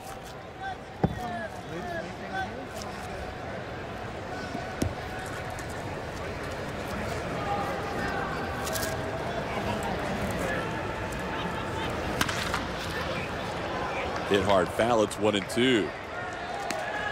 Jeff Blum back with us in the 5th inning. Did a little radio work in the 4th. Yeah, trying to help out Sparky a little bit with Robert Ford on the shelf. He is back in Dallas, recovering from the appendix surgery, doing well. But it's been recommended that he take some time off, and with all the issues back in Houston, unable to get Bill Brown out of the city to help out Sparky. So it's kind of a group effort between TV and radio right now. Nice, nice. Yeah, I appreciate you allowing me to go over there and help him out. Oh, absolutely. You and Sparky worked together for a couple of innings in Anaheim. There is Steve Sparks, also known as Han Solo on this trip. He is Han Solo for who knows how many days. But that is the frustrating part. Not only can people in the Astros traveling party not get into Houston, people from Houston can't get out. Yeah, it's a mess. 2-2 the count. But hopefully each day will get better from here on out. It's been a long, strenuous, extended weekend for so many people. Swing and a miss. Francis Martez with a strikeout. Your boy Frankie Tuesday trying to restore a little order to this game. Bringing the high cheese. It's nice to have 96, 97 in your back pocket. Reach back and get it when you need it. So that'll bring up Rougned Odor. Odor is grounded into a fielder's choice and also struck out. 4-run third, 4-run fourth has the Rangers out in front 8-2.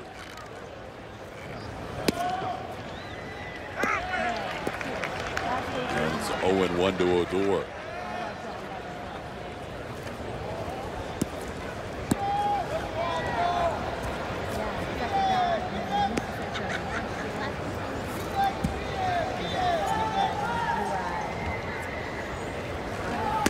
Odor has played in all 131 games for the Rangers. Tied for the team lead, coming in with 27 home runs. Tied for second most, that is. Joey Gallo has the team lead with 36. Gallo hit his 36 earlier tonight.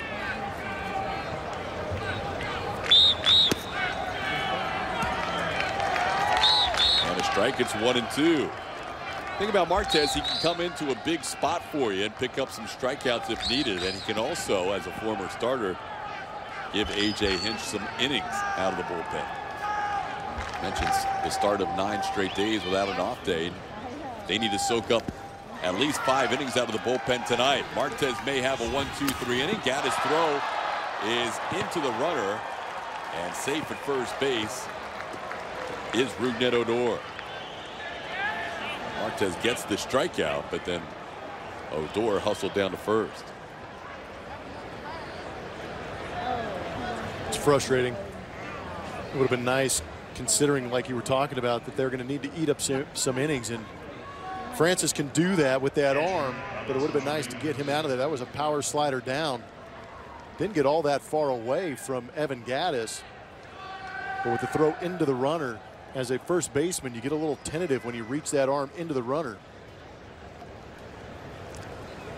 Yeah, and then in time to get the runner, but Gurriel unable to control the throw. Just that extra little crow hop by Edman may have been the difference. Here's Chirinos with a called strike. Your strikeout wild pitch allows Odor to reach first.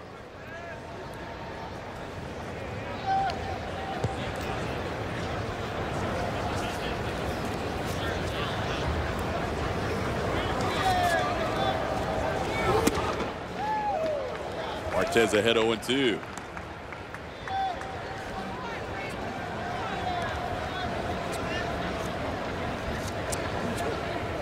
Yeah, I might be trying to turn that dial up a little bit. That was some good noise going past the bat of Chirinos. Chirinos has been on base a couple of times and scored a couple of runs. There goes the runner. The pitch is inside. The throw is not in time. Rougned Odor with his 13th steal of the year. And a 1-2 count on Chirinos.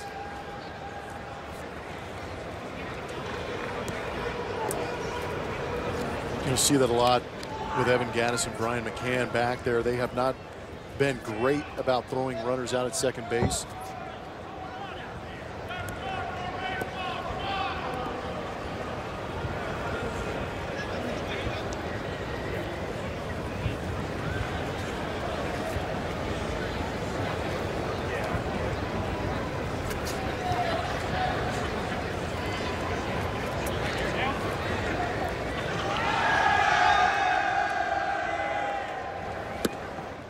Pitch down and away. It's 2-2. After a ground out and a couple of strikeouts, the Rangers inning stayed alive on a wild pitch, allowing Odor to get to first. And now Martez trying to retire Robinson Chirinos.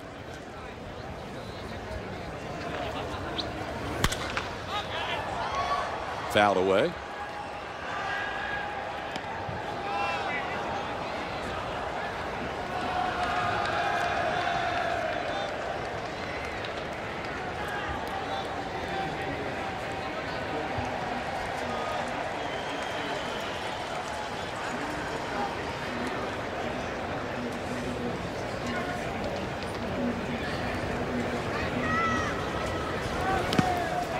Pitch in the dirt for a ball, 3-2.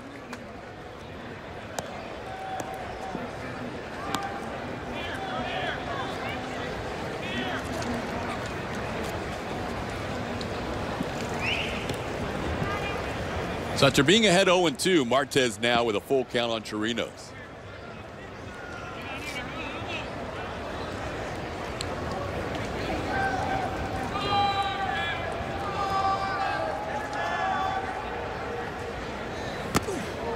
May have brushed him. It does. Would have been a walk either way if it didn't hit him, but that will go down as a hit by pitch as Chirinos reaches first.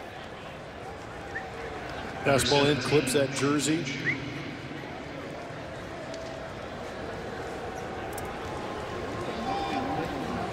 Again, Frankie's only 21 years old, so he has a little bit of an issue we've seen trying to battle through some adversity at times. Gets a little excited. We saw him get excited against Mike Trout and Albert Pujols back in Anaheim. Sometimes that excitement leads to the inability to locate. Ball driven deep to left field, and Shin-Soo Choo just hits an opposite field 3-run home run. Choo gives the Rangers an 11-2 lead in the 5th inning.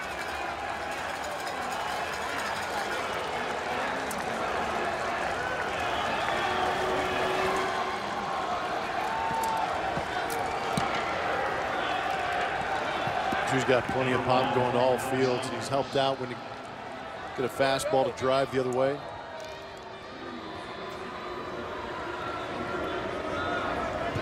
Four RBIs for Chu, 3 RBIs for Beltre. And the Rangers lead this game big. Here's Elvis Andrus. Fouls one away.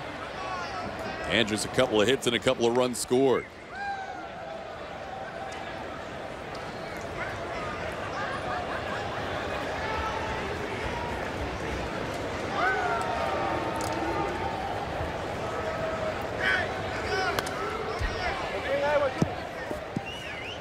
Francis ahead 0-2.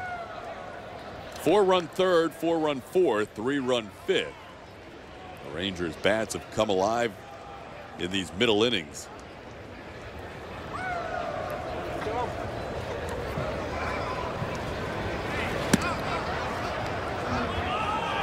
Marquez is nearing 30+ pitches in the inning, and with that in mind, AJ doesn't want to see his young 21-year-old extend himself too much. So Will Harris, just off the DL on Sunday, begins to loosen up. Andrus in the right, long run for Springer, and he won't get there. He does dive for it.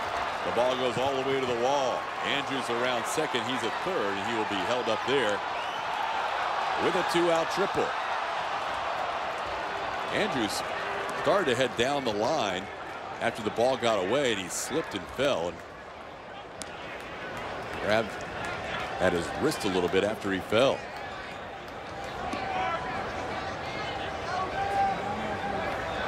I have a feeling George is having a tough time seeing the ball on this roof here at Tropicana Field. We've had some bad jumps, but what happened to Elvis? Oh, Beasley got him, and oh! Put his hand down to try and stop his fall, and he jammed a couple of fingers. That didn't look good at all. Trainer Kevin Harmon out there looking at his right hand. He had no intention of coming home on that play. Beasley had held him up at third, but then when the ball scooted away from Jose Altuve, he at least thought about it. And in the process, tripped over his third base coach.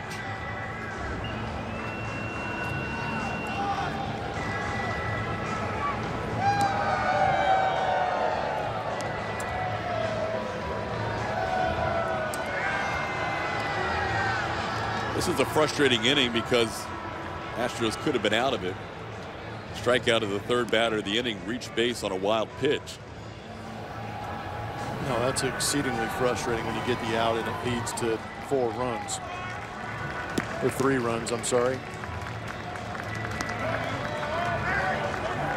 Kind of bent the fingers back a little bit.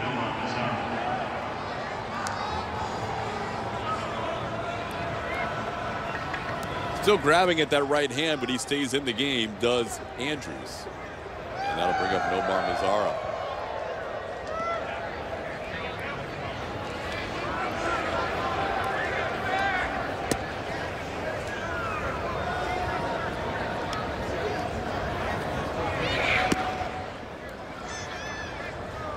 Mazara takes a pitch down low for a ball, 1-0.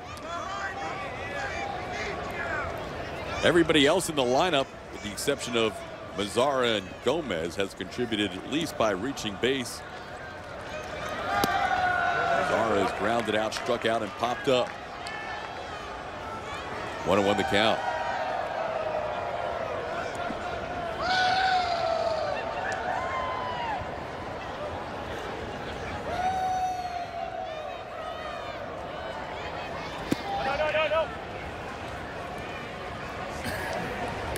Alan Porter says no swing. It's 2-1.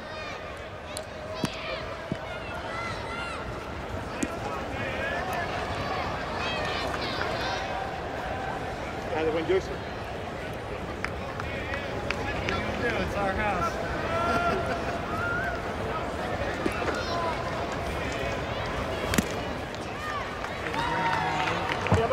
Marquez has faced the Rangers a couple of times this year coming in.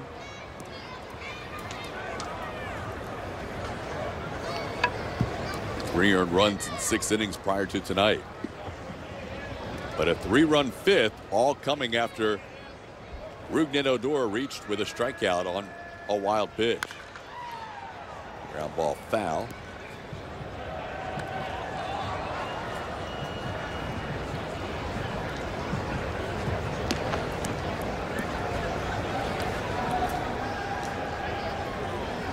.33 pitch inning so far for Francis Martes.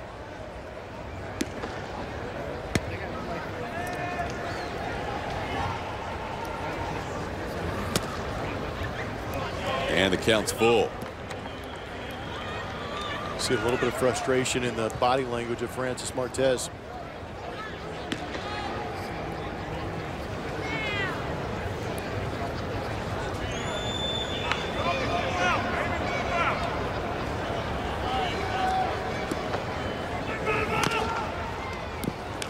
Zara stays alive.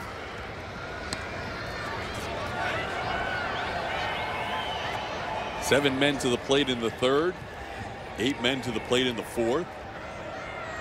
Zara is the 7th hitter in the 5th inning. The Rangers really breaking out the last 3 innings.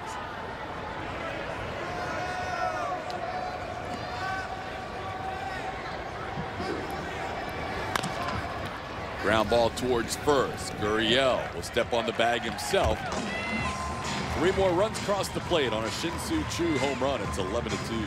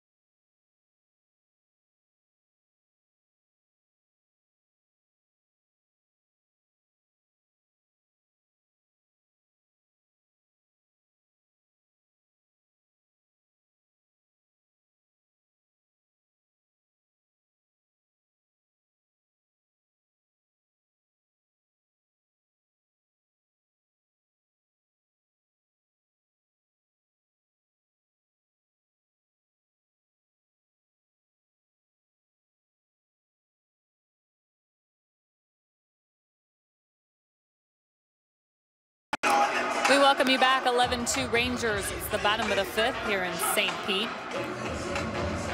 Craig Biggio, the Astros Hall of Famer, has this message for everyone and that has been affected by Hurricane Harvey. My love and prayers to everyone in Houston and the great state of Texas. It's amazing to see the strength, generosity, and the incredible volunteers during this horrible disaster. Stay strong, Texas. I love you. That's from Biggio. Todd. Thank you, Julie. Great sentiments from the Hall of Famer Craig Biggio. I certainly share those thoughts. We are definitely here in the state of Florida, but our hearts, our minds, our emotions are all with you guys back in the state of Texas as we head to the bottom half of the 5th inning. George Springer takes a couple of pitches outside the zone. Martin Perez had a long wait in the top half of that 5th inning. Francis Martes threw 36 pitches in the top of the 5th. About 20 or 25 of those could have been prevented had they picked up that final out after the strikeout on Odor. George ahead of the count, 3-0. There's a strike from Perez. Saw some big leagues early in the year here at Tampa disappear. Those guys can recall some of those good vibes where they came back from some pretty tough deficits.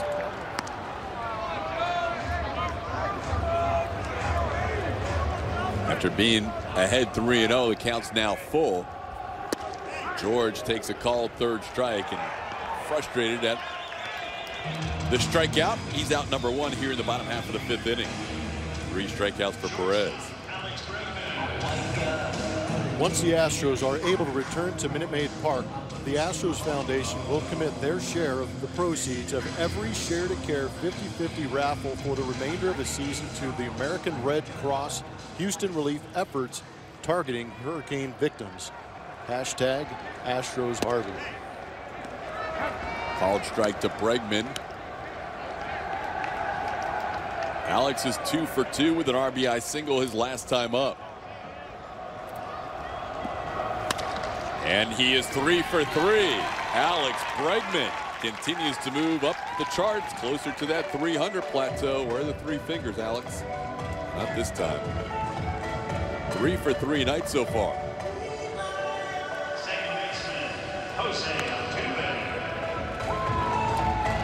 Well, while August has been a struggle for most of the offense, Alex Bregman is the one guy that's just lighting it up this month. Here's Jose Altuve.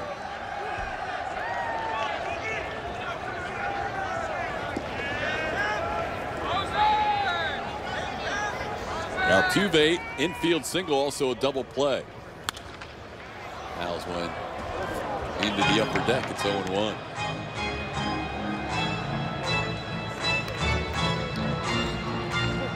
Will Harris continues to warm up in the Astros bullpen. It appears Francis Marquez will get just 1 inning tonight.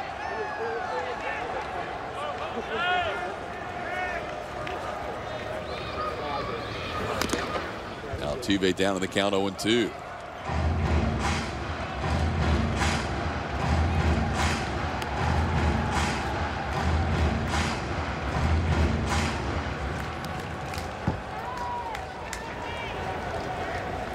Does it look to you that the awkwardness of the situation is kind of affecting these guys a little bit?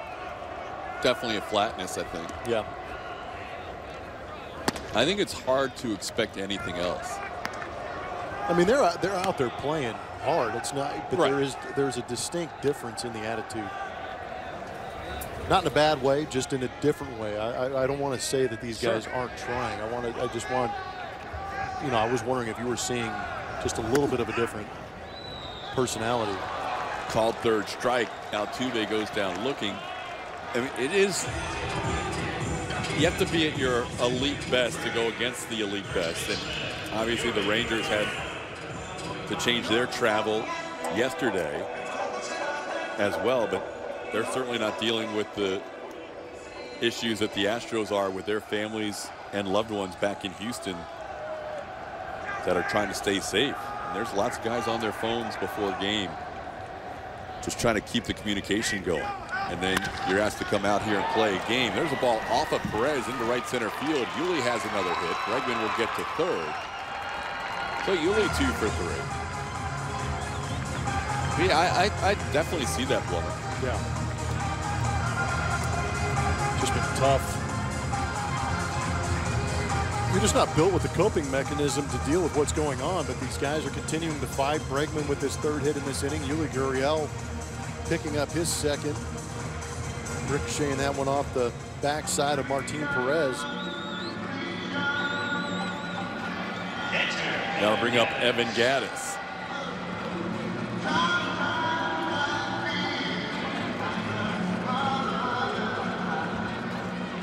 Gattis has struck out and grounded into a double play.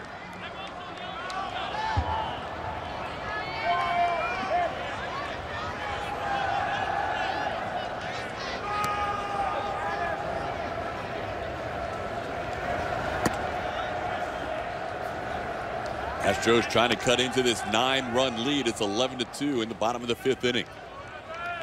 Evan had a chance to cut into the lead his last time up. Bases loaded, 1 out. Unfortunately hit into a double play.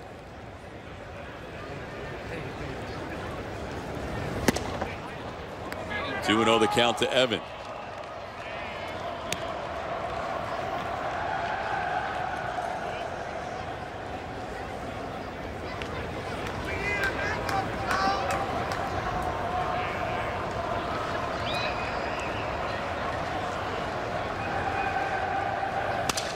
Broken bat towards third. Beltre has it. He'll go to second for the force on Gurriel. And the Astros will leave a couple in the fifth. We head to the sixth inning. It's 11-2.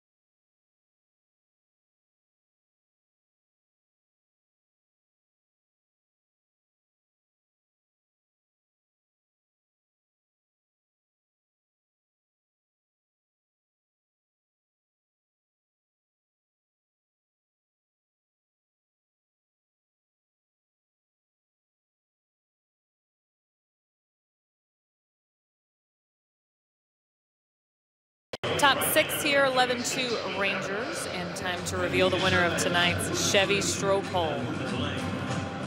Remember, you can find us on Twitter at ATT Sportsnet SW. We asked you tonight who's going to have the biggest series against the Rangers. Alex Bregman coming through with a win, 32%. Was that before or after they saw Bregman start to rack up the hits today, guys? As close as you can get on the voting. 31, 31, 32. Hopefully all three of them are able to have big series as the new pitcher, first time back from the DL, Will Harris. Had those shoulder issues. He's been on the DL working himself back. He has 34 appearances this season for the Astros. Last time he pitched was on the 5th in Atlanta. 5th of July. It's been a little while for Will Harris since he's been in a big league game. Did appear in a game on Friday night, his last rehab assignment with the Fresno Grizzlies. Facing Adrian Beltre, Joey Gallo, and Carlos Gomez.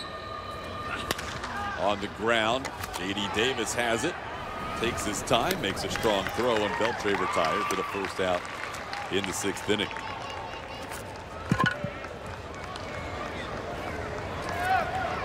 Adrian now 2 for 4 on the night. Now bring up Joey Gallo. Number 13, Joey Gallo. Gallo hit the big 2-run home run that gave the Rangers a 4-0 lead. That was in the 3rd inning, his 36th home run of the year. Hits the ball hard, caught by Jose Altuve on the fly. So Gallo, for the 2nd straight time, is lined out to Altuve. This one into the shift in shallow right. Good way for Will Harris to come back. Will could be a big piece of this puzzle here down the stretch. Astros really missed his ability not only to pitch at the back end of the bullpen, but to get left-handers out too. Yeah, he's been very effective over his career with the Astros. It's basically that cut fastball getting in on the hands of left-handed hitters, tying them up. Finally seeing the bullpen come back to health. Still see a couple of guys that are probably going to join the team September 1st.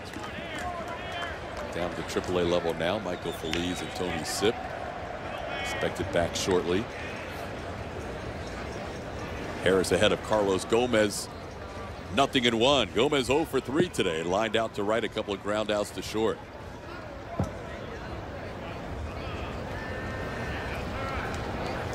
Last time he grounded out to short, it was a really nice play by Alex Bregman. Pitch misses away. It's 1-1. AJ may try and go the rest of the game by giving different relievers an inning each. Francis Martes may have been able to pitch 2 had he gone a little more efficiently through the 5th. Ended up throwing 36 pitches. And Will Harris takes over in the 6th inning. Tyler Clippard starting to stretch. Yeah, unfortunately, after that wild pitch on the strikeout, he threw his 2 innings in 1. Tough to call it. I mean, I know it's a wild pitch, but it was on the throat. That's what gets me a little bit. It looked like there still was enough time to get the runner. Yeah. And Evan just took 1 extra step, and that was costly, and the throw went into the runner, and obviously that was costly as well.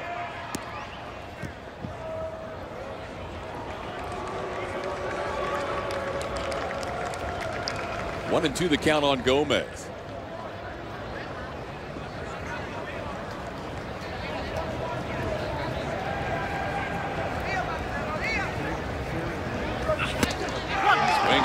Will Harris, welcome back from the DL. A 1-2-3 inning, including a strikeout to end the inning.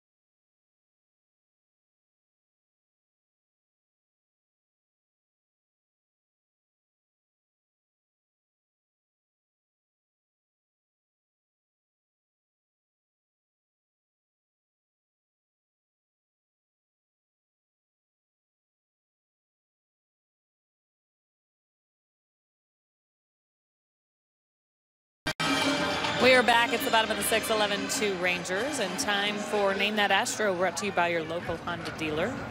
You get 3 clues. Then you tweet us at ATT Sportsnet SW who you think this Astro is. West Liberty 1979 All-Star baseball family. We'll give you some time. I'll tell you who it is a little bit later in the broadcast, guys. All right, Julia.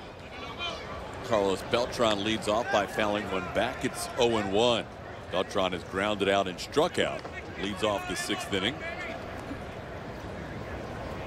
Martin Perez has allowed 8 hits so far, but only a couple of runs. Astros have left 6 men on base. 2 in the first, 2 in the third. Actually, 1 in the first, 2 in the third, 2 in the last inning. And 1 in the 4th. Luke Gregerson starts to warm up. Martes for the 5th, an impressive 6th inning for Will Harris, and appears Luke will come on for the 7th. Towards short, Andrews has it. Beltran getting down the line, and he is safe. Chirinos doesn't agree with the call. Either does Mike Napoli. We need to get a review of this one, but Carlos made it close. He was hustling. Andrews really took his time, too. He really did. Carlos doesn't run as well as he used to, but still moving well down that line. And Andrews casually comes up and makes the throw. It looks like he got him on the replay. The fact that they have to go to replays. Tip of the cap for Beltran, not taking anything for granted. That's how we saw the Astros come back in the win against the Angels on Sunday. Yep. Jose Altuve hit a ground ball to Andrelton Simmons, who didn't rush as much as he possibly could have. And Altuve was safe. Next thing you know, a Reddick base hit. 2 batters later, the big blast, a bases loaded triple by Brian McCann was the difference in that game. Andrews had to sit back a little bit with Beltre cutting across also. But again, I'm sure his internal clock was saying it's Beltran running. I can take a little bit of my time, but that was pretty darn close. The ball to the back of the glove. Does it get there before the foot?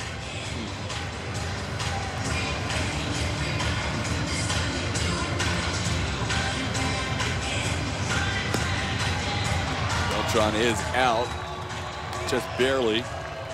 That call is overturned. So Carlos, despite the hustle, he made it close as the first out of the bottom half of the 6th inning. That'll bring up Marwin Gonzalez. Marwin a couple of ground outs today.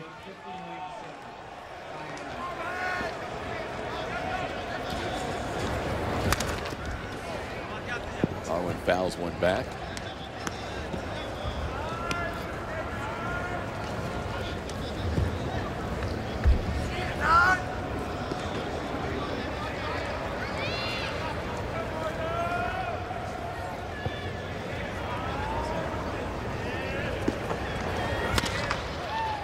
In the air, shallow right. Mazzara ambles in. And there's 2 outs. A 2 outs, base is cleared. Astros down in this game 11-2. It is an easy narrative what we were talking about last inning. Say the Astros just hearts, minds were at different places today. And at some point you hope, you know, during this series, this will be a game that maybe wakes them up a little bit, because these games do count, and it is going to be a 3-game series regardless of what's going on in Houston. And it felt a little flat tonight, and hopefully it doesn't feel flat the rest of the series. But these guys are understandably going through a lot right now. Look, routine is just thrown completely out of whack. It's also frustrating as a player, and I know this from experience, when you are told you cannot play in your ballpark for whatever reason, and then you're put in a situation where you've got to go play a road game that's a home game. It's tough to wrap your mind around. Yeah, of all the scenarios, this was not one that they anticipated, going to a neutral site, as Elvis Andrus throws out J.D. Davis for the final out of the 6th inning. Still 11-2.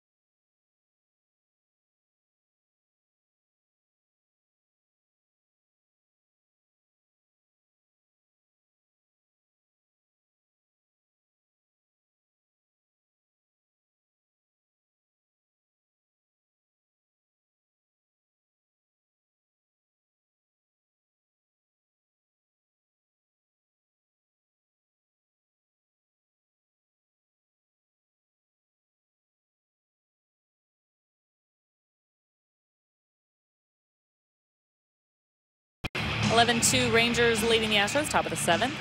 The Astros, in coordination with Major League Baseball, will donate all ticket, concession, and parking proceeds from the Astros games played at Tropicana Field. Also, the Astros have set up a website so that you can help raise much-needed funds for Hurricane Harvey relief. This is ucaring.com/Astros Harvey to donate today, or you can visit astros.com for a link to our giving site. We are using hashtag Astros Harvey on Twitter. I was mentioning the proceeds, guys, from the concessions. I skipped media dining today and went to the concessions. Good move. Yes, felt good. And now I'm wearing buffalo sauce for my chicken tenders. Spilled it all over myself. And how many outfits are we? Exactly, right? So next time you see me in this outfit, it's probably going to have buffalo hot sauce on it. Well, there you go. Memories. So, yeah. You'll be able to keep some memories from your visit to the Tropicana Field concession stand. I need some Tide wipes or something. A.J. Hinch said you may see him in the exact same outfit the next 3 days. He brought a carry-on only. Did he? Yes. I'm sure others did too. We like to call it the Great Escape sometimes when we go on these quick trips. Yep. Just pack as light as you possibly can. And you usually know the temperature in Southern California is going to be pretty nice. So exactly. Don't need anything extra. So yeah, it's wardrobes are definitely going to be challenged here if the Astros are not able to get home soon. As Luke Gregerson takes over in the 7th inning. 2-1 on Mike Napoli as Gregerson takes over for Will Harris. And misses outside for a ball. It's 3-1.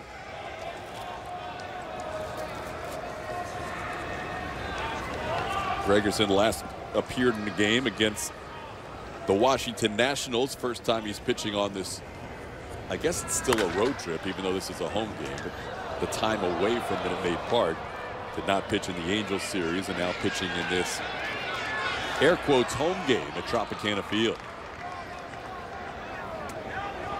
Napoli has flied to right, walked and struck out.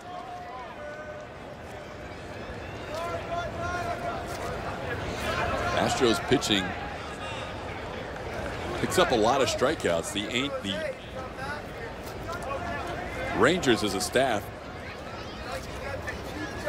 don't pick up a lot of strikeouts. And this team in general, the Rangers, will strike out a lot as Napoli grounds one to short. And that is out number 1.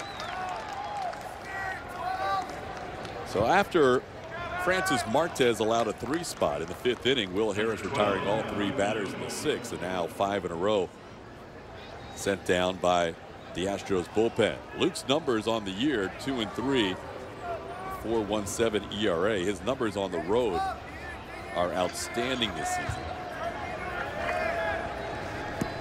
Luke has pitched much better away from home this year. He has a 1.52 ERA in 23 appearances over 23 2/3 innings.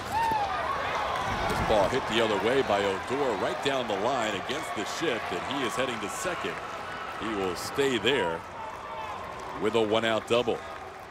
Odor got the rally going in the 5th inning by reaching on a strikeout and a wild pitch. Number 61, Robinson Chirinos. Ball tailing away from Odor, and he was able to go with it the other way and keep it fair inside the line all the way to the wall. Odor's with the frustrating at bat in the 5th inning when it looked like it was the 3rd out. Instead, he reached base and hit batter, home run, and it was a 3-run inning and an 11-2 lead. Here's Robinson Chirinos.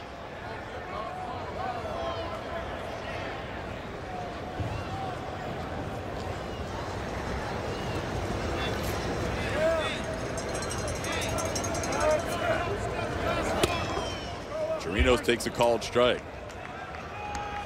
Chirinos has been on base all 3 times, and he scored 3 runs. Walk, single, hit by a pitch.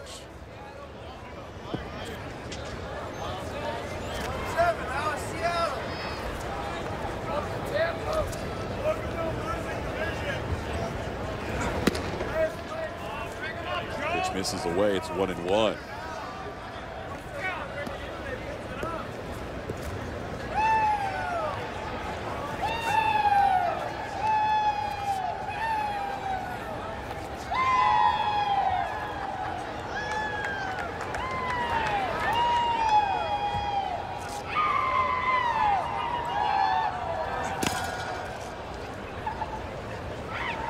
Ball in the dirt, 2-1.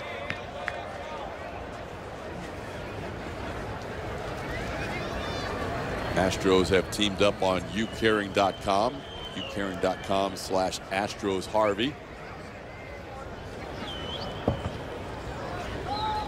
That is the same organization that J.J. Watt has done amazing things with, and getting the word out and getting millions of dollars donated to the relief effort, which will be ongoing for a long time.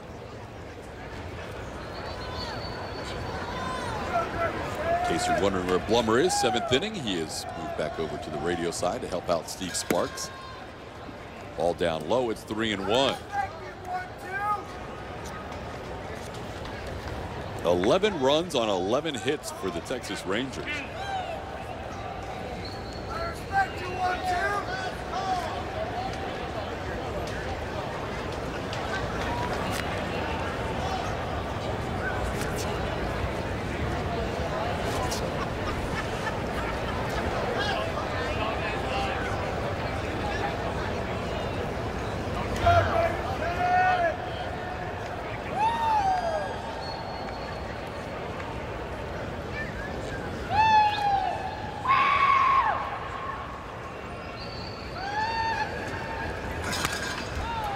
Now the count's full.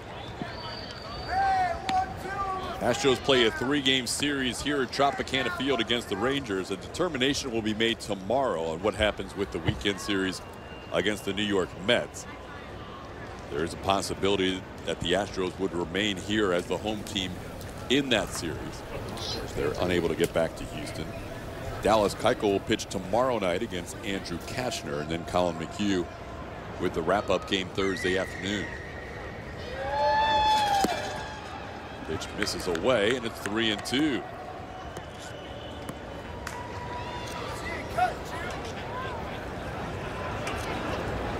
Astros coming in 42-22 on the road.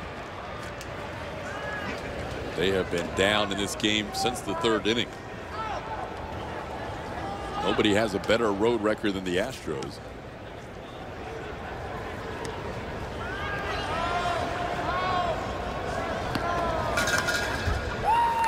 Has been a tough out tonight, hanging in there with a 3-2 count. Tyler Clippard warming up in the Astros bullpen. Like Lance McCullers Jr., Tyler Clippard went to high school here in the Tampa Bay area.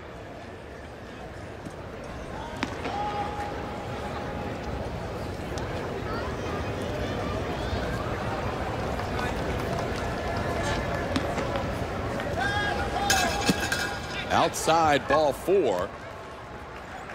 Robinson Chirinos reaches for the 4th time tonight. Designated hitter, Shin-Soo Choo. Chirinos, the number 9 hitter, has been walked twice, has singled and been hit by a pitch.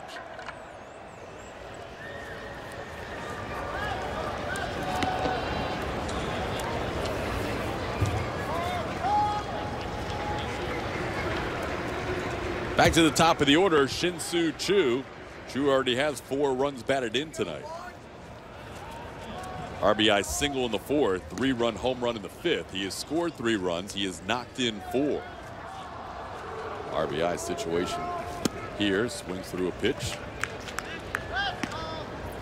Don't always see another major leaguer at a ball game when he has the night off. Jacob Faria, right-hander for the Tampa Bay Rays, in attendance today. Faria currently on the DL with the Rays, has an abdominal strain, and he is back here doing rehab work. And he showed up at the ballpark not only tonight, but he's going to show up tomorrow and he's going to show up Thursday. And he plans to sign for 1 hour prior to each game and charge $20 per autograph. And the young right-hander out of California is going to donate all that money to the relief fund. Good job by Jacob when he could be doing other things, to be out here and spend some time not only watching baseball as a major leaguer, but also contributing to the cause. 1-2 the count to Shin-Soo Choo. Also former Tampa Bay Rays manager and current manager of the World Series champion Chicago Cubs, Joe Madden, has a charity event over the weekend. Initially, the proceeds were going to go to various charities within the Chicago area, but instead that has now been changed, and all proceeds are going to benefit the relief fund in Houston. So people around the major leagues, Matt Carpenter donating for every home run that he hits. Many, many, many others are doing their best to try and get Houston back on its feet. 2-2 the count to Chu. 2 on and 1 out.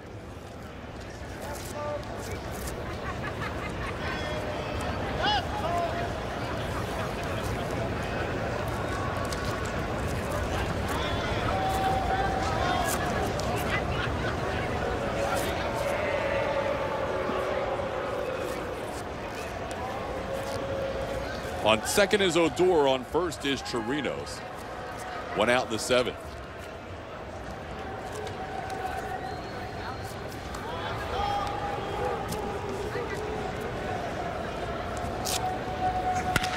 On the ground, Gregerson to short for 1. Bregman, a nice turn for the double play. Astros get out of the 7th with a double play turned by Luke.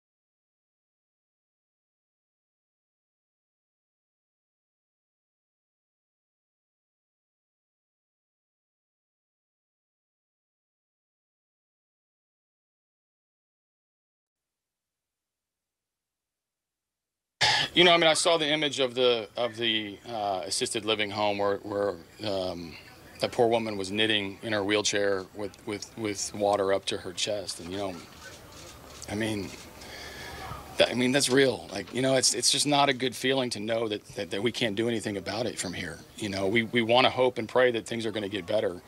You know, I mean, I've seen the pictures of some really close friends of mine in the Woodlands that are in a boat that they just bought to go try to rescue people out of trees at the Fazio Golf Course by Creekside. I mean, that's personal for me because these are friends of mine that they're not rescuers, they're not first responders, they're just grown men that are trying to do something really good for people. And, you know, those stories, those images, the pictures of people carrying babies across flooded streets, you know, to be honest with you, I wish I was one of those guys carrying a baby. I wish I could help somebody right now.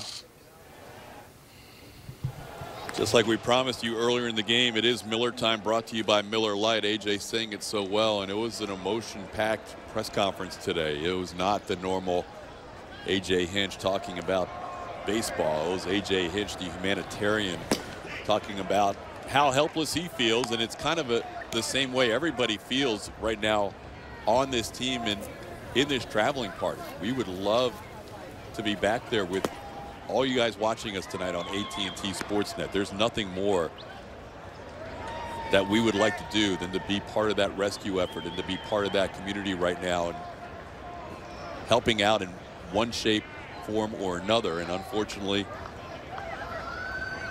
we are not in Houston, and we may not be there for the near future, but we want you to know that everything that we're doing revolves around thinking about you guys back home. It's a very resilient state, and we're all going to get through this together. 2-2 pitch to Jake, grounded towards Beltre. And he's retired for the first out. A couple of ground outs now for Jake after a walk his first time up and a run scored.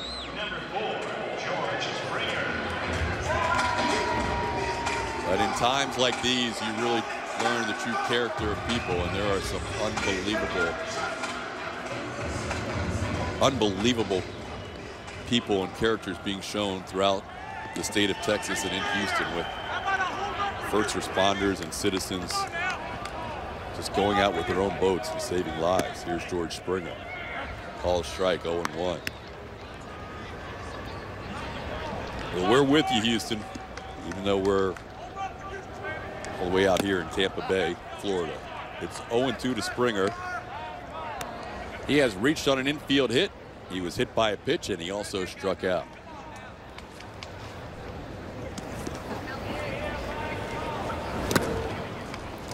Hey, Todd, to add to what you were just saying, some of these players that have been watching and keeping up with what's going on at home, and especially with their homes, and that includes George Springer, who's in an area that water is starting to get really close and maybe do some damage. And he said his fiance is here with us. She's safe, he's safe, obviously far away from home, but he was explaining it to us, and with his smile, with his George Springer smile that he brings all the time, he said, there's nothing I can do right now. You know, there's really nothing I can do. I just have to think about everyone else that's there and in need of help. And that's what it's about, not really about my home, because we'll worry about that later. And he did have that look of concern in his eyes, and that's what breaks your heart, because these guys are trying really hard to put on a good face and go out there and be strong for the entire community back at home. But there's some real things going on in their own lives. No doubt, Julia. I know you're around these guys more than any of us, and it's a really trying time right now to go out and play a game of baseball. He also said, you know, every day it seems to just get harder and harder for them just to be further away, and you hope it's not as long as we think it's going to be away from Houston, but it does get harder. I know it, for me personally it has. I'm sure for you it seems every day that we watch these images and hear these stories, it digs at you a little bit deeper. And George was saying it earlier today.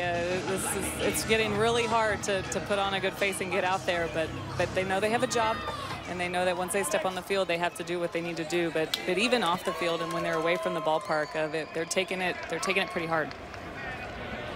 Oh, the reality, Julia, and I think what hit me and what hit a lot of people today is when the team traveled to Arlington, there was still some uncertainty. Are we staying in Texas? Are we playing that series? Are we possibly getting back, soon to Houston? And then you go further away, and a lot of people left their family back in Houston, and that's a tough deal. Exactly. A lot of players who really wanted to get to their families that 24-hour period that the team was in Arlington and simply couldn't. Right, and Dallas Keuchel said before today's game that there were guys talking about how can I get to Houston in the time that we're going to be here in Dallas, whether it's in the next couple of days or whether it's just the few hours that we have while we're in town. They were actually trying to figure out a way to get home, to whether it's check on their homes, check on their families, check on their neighbors. And there was almost a fight going on between these guys saying, absolutely not. You can't drive at night. You don't know what's ahead of you. But these guys are, they want to help. That's how much they want to help, especially the ones that wanted to get to their families and get them out of there. Just a really dangerous situation all the way around. They're starting to find ways to get their families out. As I mentioned earlier, Luke Gregerson, his wife Lindsay, with their 2 babies, were stranded and not able to get out safe, but just stuck, and they're trying to make their way out. They are out of Houston now, so maybe his mind will be at ease. And then Charlie Morton's wife has 3 babies under the age of 5 and 2 golden retrievers, and she's there, and she said, I don't need to be rescued right now. I don't need to be airlifted. Everything's fine. I just want the people that really need the help right now to get the help. We'll be fine. We've got food. We'll hunker down and wait for you to come home. And that's what's on these guys' hearts and their minds right now. Yeah, that's the other part of it too, is they have some incredible ladies in their lives that are really doing unbelievable work to keep these guys' minds clear as they get ready for a game of baseball too. So on all ends, again, we send our best along to everybody dealing with Harvey. And we see Dallas Keuchel, who's got a message on his hat. We saw Alex Bregman earlier. A lot of guys are either Houston strong or for Houston, making sure they let people know while they're out here playing the game of baseball that Houston is very close to their heart. 3-2 to Bregman, who is going to be retired for the first time tonight. Alex had been 3 for 3 prior to setting a fly ball in the center field for out number 2. Bregman retired for the second out of the 7th inning. Number 27, Jose Altuve. Now bring up Jose Altuve.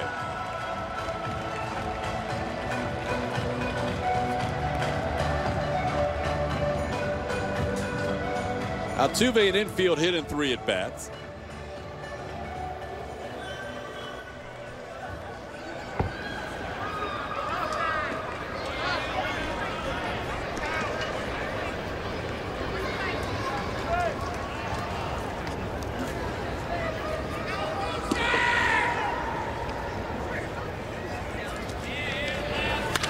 And he swings to the first pitch and sends it high in the air to right field. Nomar Mazara looking up into the roof, puts it away for the final out.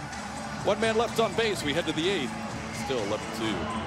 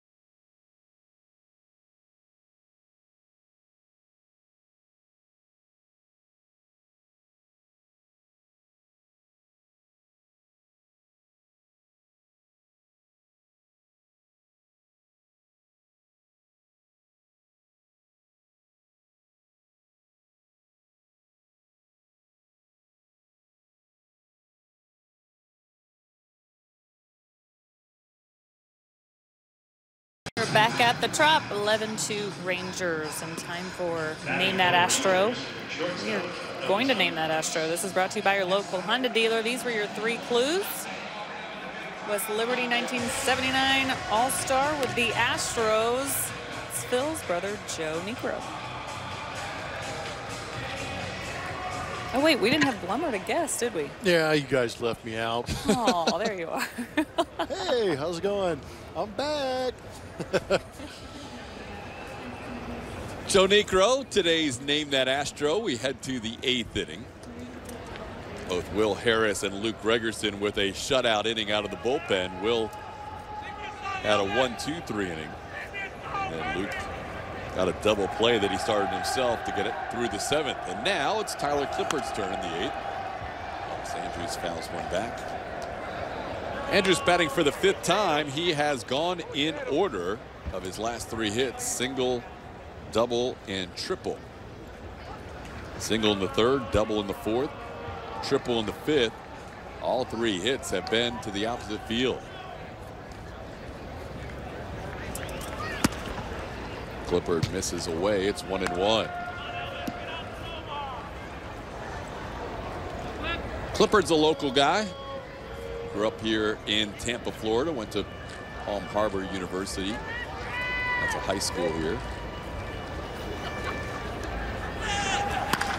And a ground ball for a base hit down the line for Andrews. He has 4 consecutive hits. This is the first one he pulled. Throw comes in the 2nd, but it's a little wide. And Andrews with 4 hits, a couple of doubles, a triple, and a single. Tell you what, the Rangers are just coming out hacking, and anything they get the bat to seems to find a nook, a cranny, open area in the outfield. They've hit a couple of balls hard. Apparently that hand's okay for Elvis. Fell over after rounding third last time. Here's Nomar Mazara. Mazara 0 for 4 tonight. Top 2 hitters, Chu and Andrews, have 7 hits combined. 7 of the 12. Pitch from Clippard, misses outside for a ball.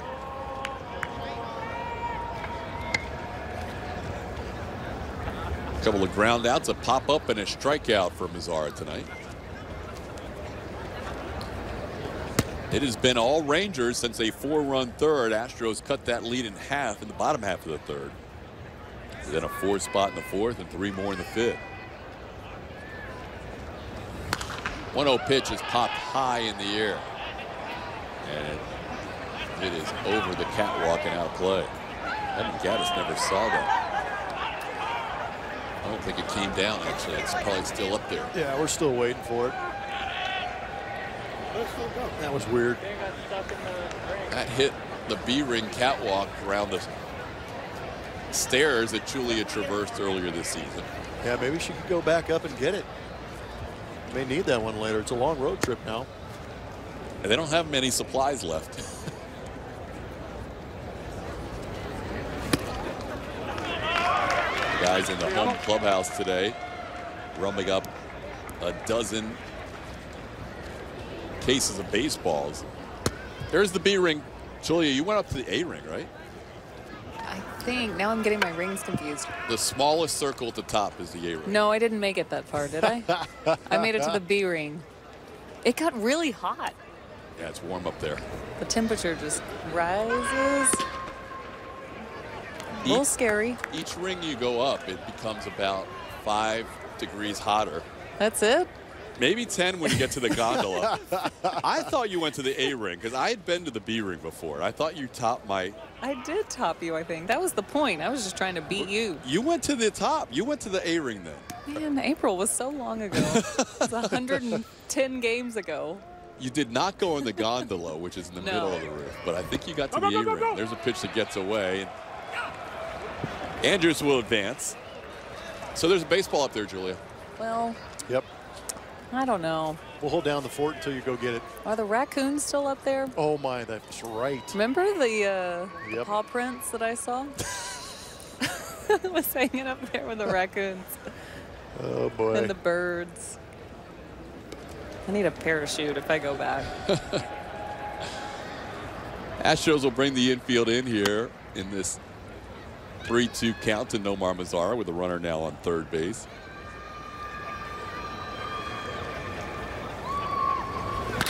And a line drive into right. That's a base hit as it falls in front of George Springer. Hits keep coming for the Rangers. Mazara drives in a run. It's now 12-2.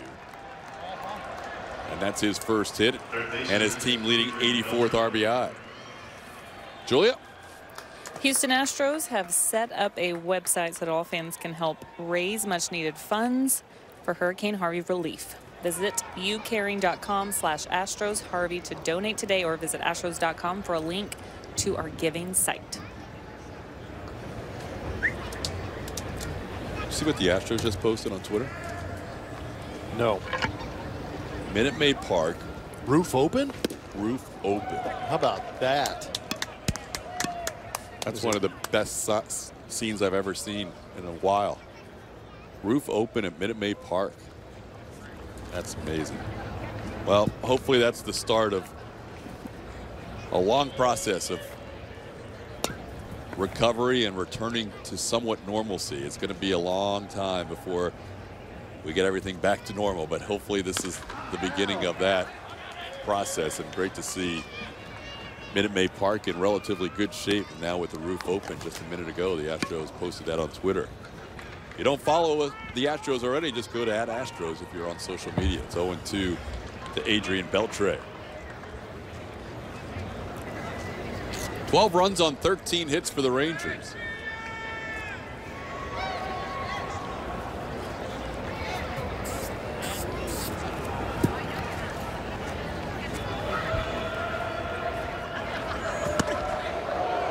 Misses inside.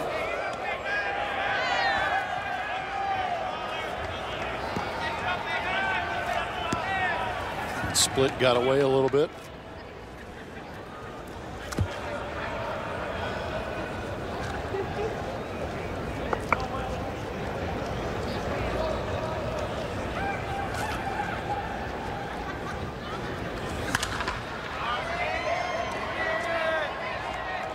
Two pitches fouled away. Clippard has saved games for 3 different teams this year. First time that's happened since 1970.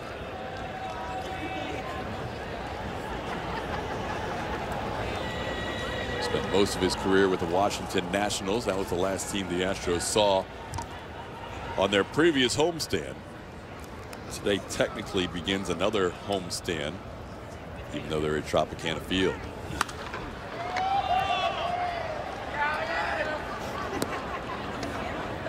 Stays 1-2 on Beltre. Adrian, a couple of hits, a couple of RBIs, 3 to be exact.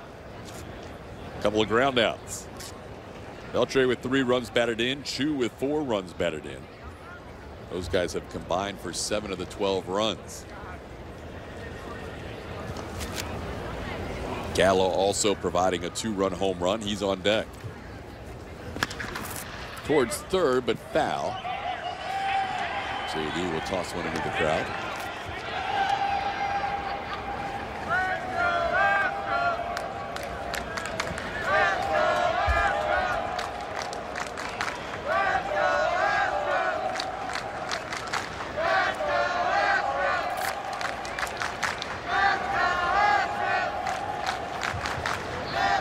It's good to see the boys sending that message home. Stay strong.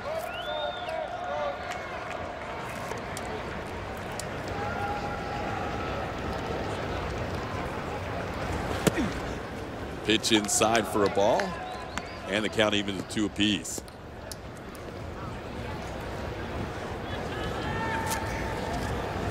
Beltre with his 2 hits tonight still has a ways to go to catch the next guy on the list. Rod Carew is 25th all-time with 3,053.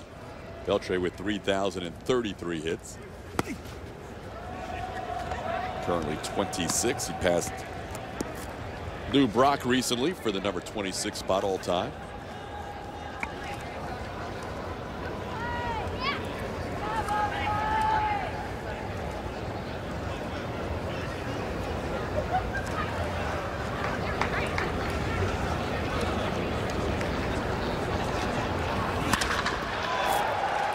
Stays hit into left field. Rangers with 3 consecutive hits in this inning. Andrews a double, Mazzara a single, and now Beltre a single. And Brent Strom, the pitching coach, out to talk to Tyler Clippard.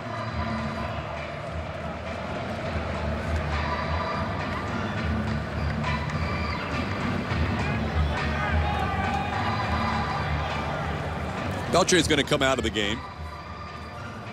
He will be lifted for a pinch runner. Drew Robinson. Oh, Beltre with a 3-for-5 night.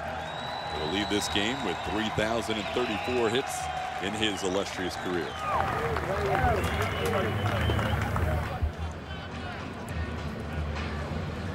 Might have been Brent Strom trying to break up the rhythm of the Texas Rangers offense. They have been running to the plate, digging in, and doing some damage. Left fielder, Joey Gallo.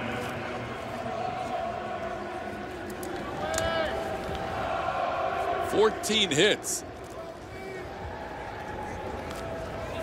Gallo had a big one. 36th home run of the year.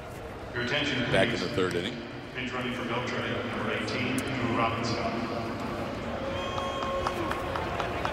Astros were able to get 2 runs off Martin Perez in the 3rd, but not much else since. Had a couple of opportunities, some double plays took them out of innings.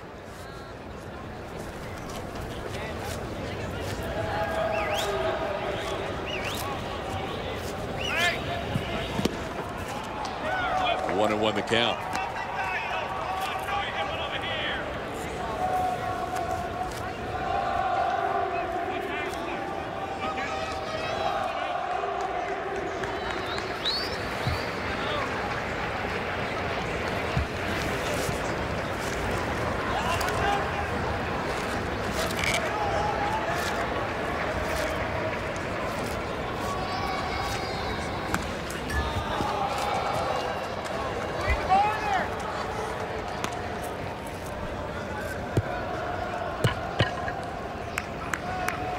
There it is. Home. The train. That is great sight. That is unbelievable. It is unbelievable. It's amazing. Like how, I mean, the field looks immaculate. It does. That roof is extra special. What a sight. 1-2 pitch gets away from Gaddis. One runner's going to advance. Drew Robinson wasn't sure if Mazzara was going to advance or not, so he held on first.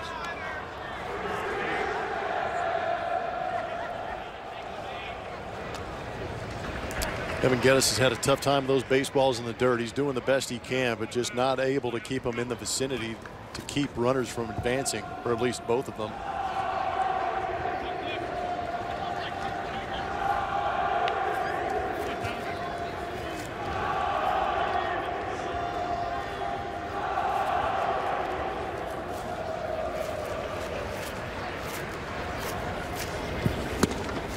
And Clippard able to get him.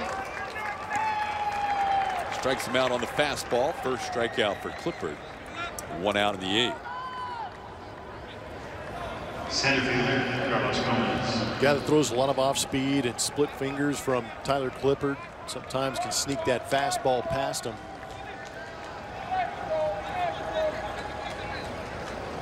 Three strikeouts for Fires, a couple of strikeouts for Martez, a strikeout for Harris. And now one for Tyler Clippard. Here's Carlos Gomez. Runners on the corners and 1 out.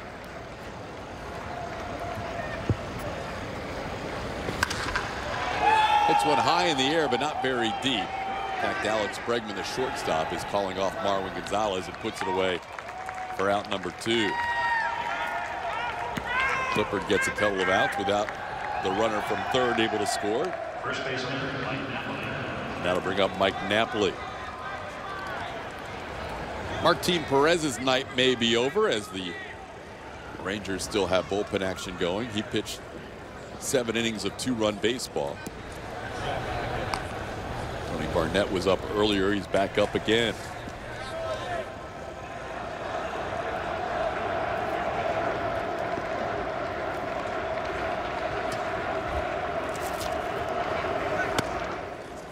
Napoli takes a called strike, 0-1. Napoli has walked 0 for 3.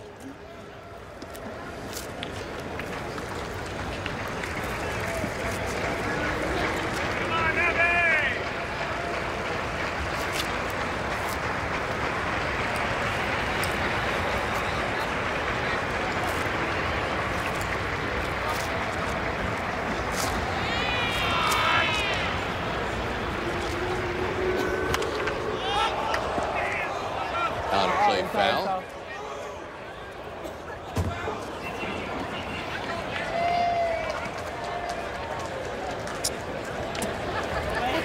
Thought I was going to have a chance at that one.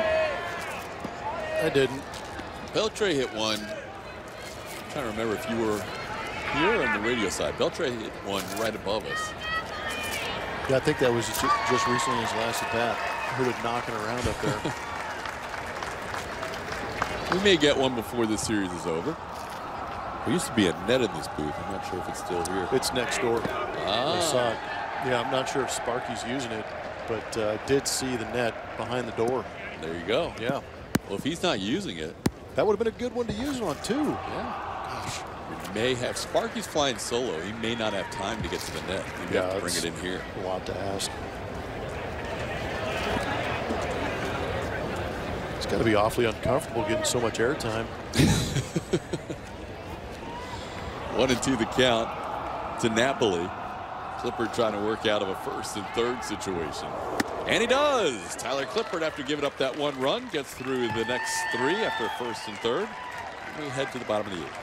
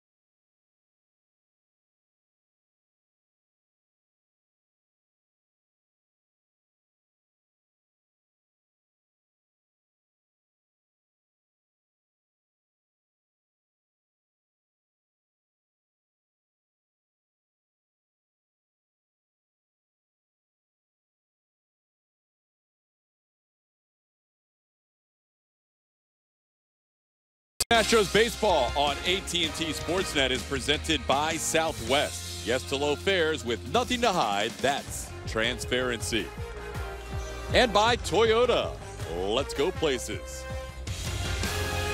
Bottom half of the 8th inning. Rangers with a big 12-2 lead.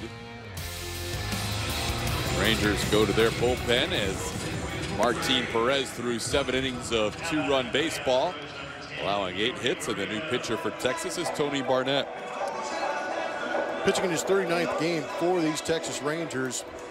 1-1 record, 46 2/3 innings pitched. He has 49 punch-outs. The ERA is high, and it might be because of the Houston Astros. He has pitched in 5 games, only throwing 3 1/3 innings, but he has given up 9 hits and 8 earned runs. And look who is warming up in the Astros bullpen. It's the young third baseman, J.D. Davis. It's a legit windup. We know that he's got an arm at third. Yeah. We'll get to see it on the mound next inning as Yuli swings through that pitch. We have seen Aoki pitch in a game this year. We've also seen Tyler White pitch in a game this year. The one thing you hope, because he's just a rookie, is that he doesn't try and overdo it. Yeah, just throw some strikes, let them swing themselves into an out. Yeah, because you don't want to risk any damage. Yuli 0-2. He's 2 for 3 tonight. A couple of singles and a ground out. Barnett is a fastball, curveball, cutter, splitter, primarily that cut fastball. Astros were just not able to get to Perez. They had some opportunities early, and then he kind of settled in. Last couple of innings only allowed 1 base runner.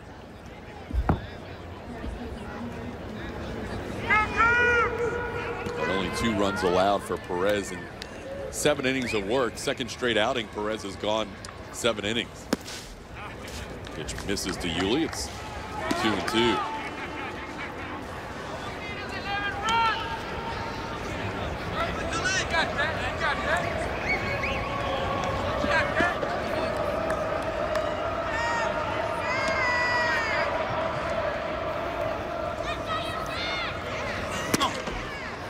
Now the count's full.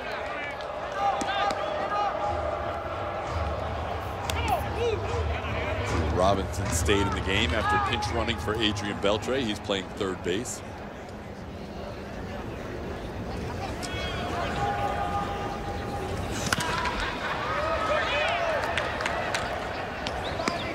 There is Drew taking over for Beltre.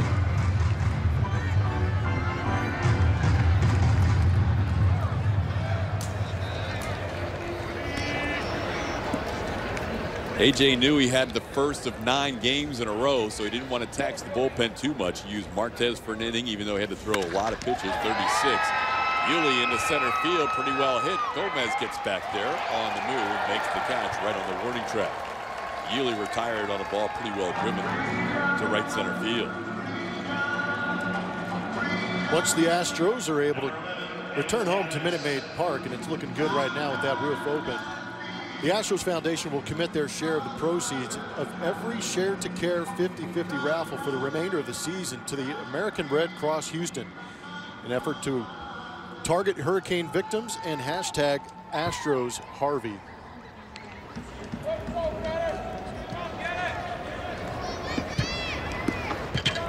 Here's Evan Gaddis. Derek Fisher has grabbed the bat and he's on deck. He will pinch hit for Carlos Beltran.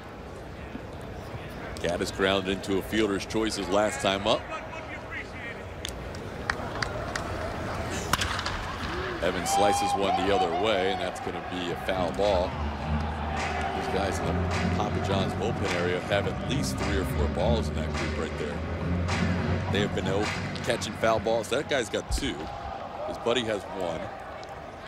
Foul balls have been plentiful in the Papa John's Pizza bullpen area.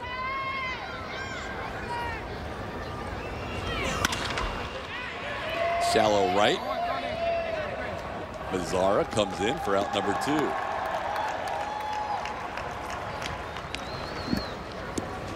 It's all about location. If you're going to show up to the ballpark, why not get in good position or shag a couple of foul balls into the seats?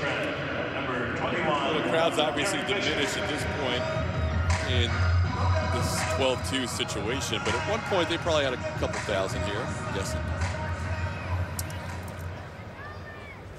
I agree. Derek Fisher, the batter. It was general admission, lower ball only, so people filed in and went right to the lower levels, the first rows around the dugouts and down the first and third base lines, but now most of those have cleared out. 2 more games against the Rangers, same deal, $10 tickets, general admission tomorrow night and Thursday afternoon. Derek Fisher with a pinch hit opportunity. Carlos Beltran out of the game. Counts 1-1 on Derek.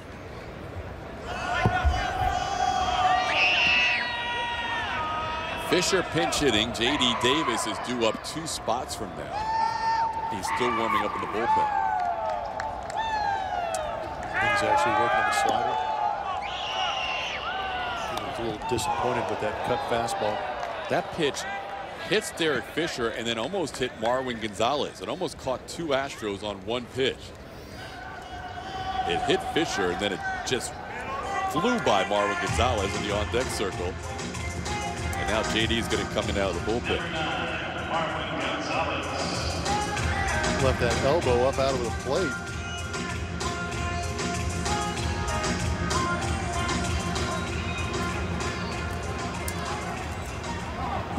That doesn't feel very good. Get a pinch hit appearance and take one right off the elbow. Here's Marwin.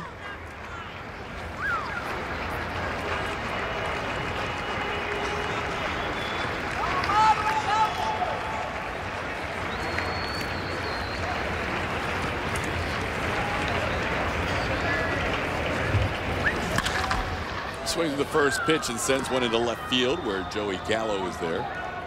And that'll do it for the Astros. In the 8th, they'll see J.D. Davis pitch the 9th when we come back.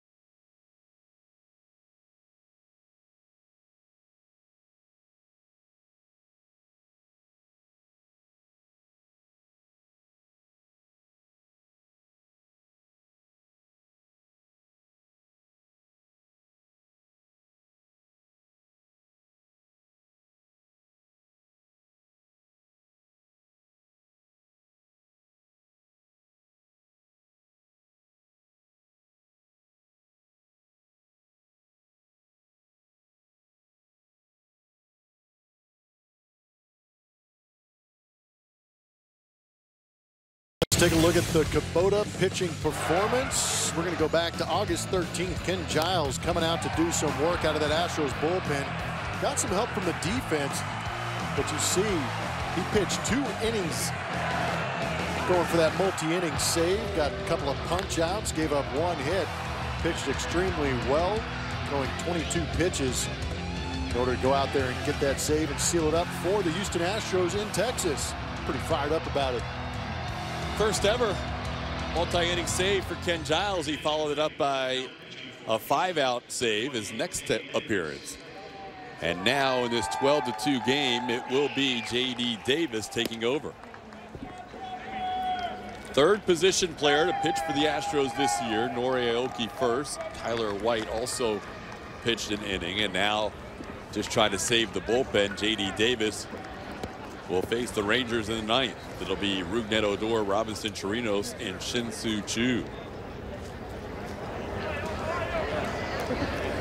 Derek Fisher stayed in the game after pinch hitting. Marwin Gonzalez has moved from left to short.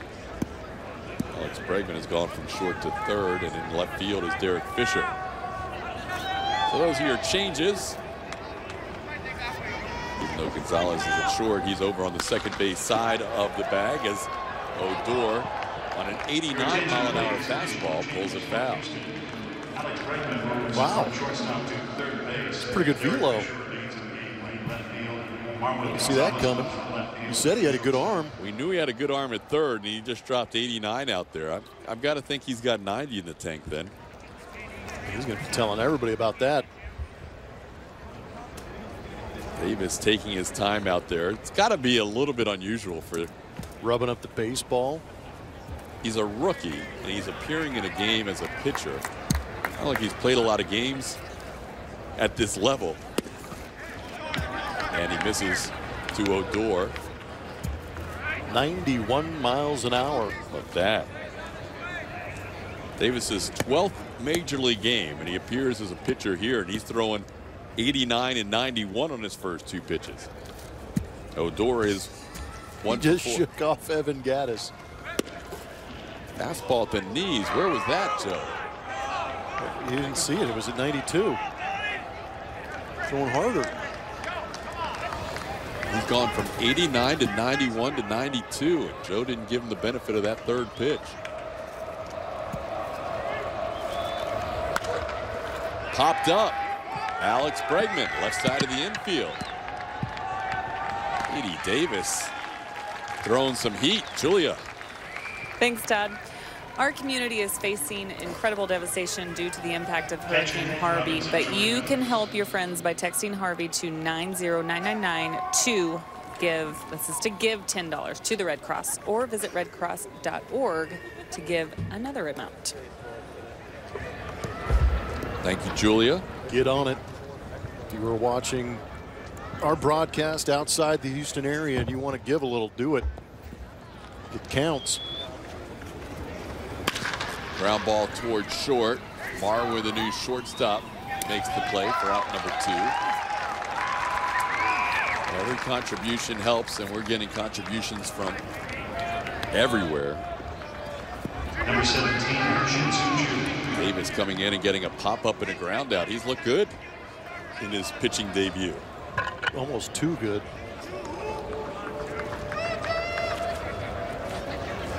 Like too good, so the AJ's contemplating what might be.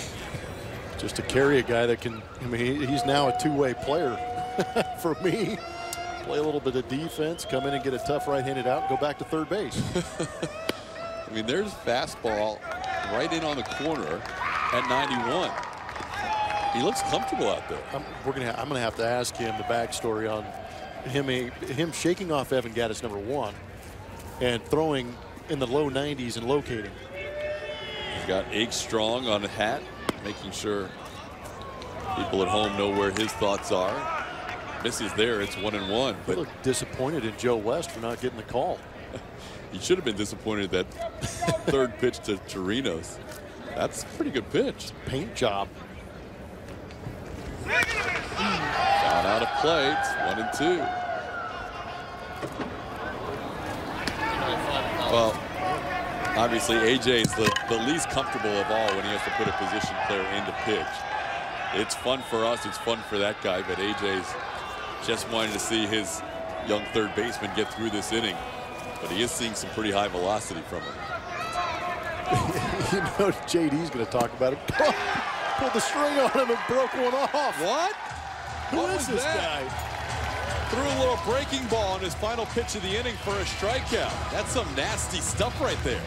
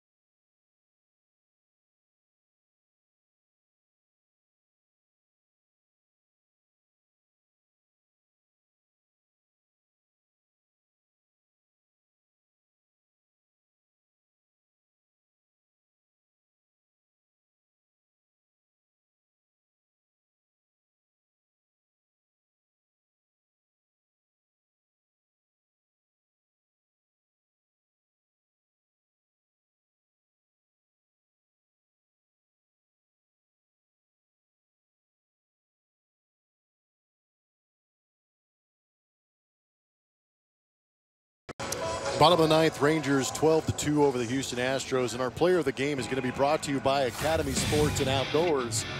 J.D. Davis, my goodness, went out last inning, pumping in the low 90s, touching 92, got Odor to pop up, challenged Chirinos, and he grounded out to Marwin Gonzalez, and then had Shin-Soo Choo having a pretty good night on an 0-2 count and snapped off a breaking ball to put him away. Incredible stuff. I did not anticipate seeing that. That was beautiful. The entire starting staff came over to fist bump him after that inning. They were impressed, led by Dallas Keuchel. Then they asked him, how do you hold that? Now he can add to their pitching hitting totals because he's technically hitting right now as a pitcher. There we go. So they're like, come on, JD, help us out here. We saw Brad Peacock with a base hit, an RBI, and a run scored. He had a couple of hits this year, did Brad Peacock. And JD can get a hit as a pitcher here to lead off the bottom of the ninth in a 12-2 game. New pitcher for the Rangers is right-hander Jason Grilli.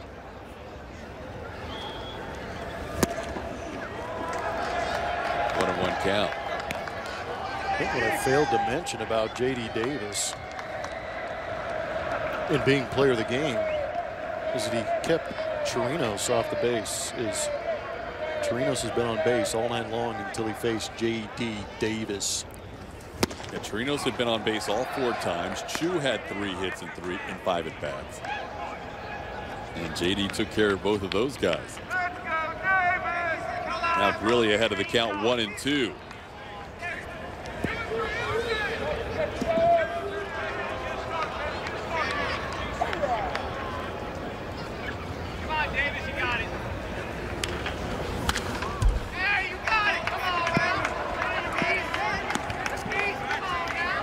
Astros the home team tonight, as they will be throughout the series, despite the Rangers wearing the home uniforms. The Astros unable to get home unis out from Houston.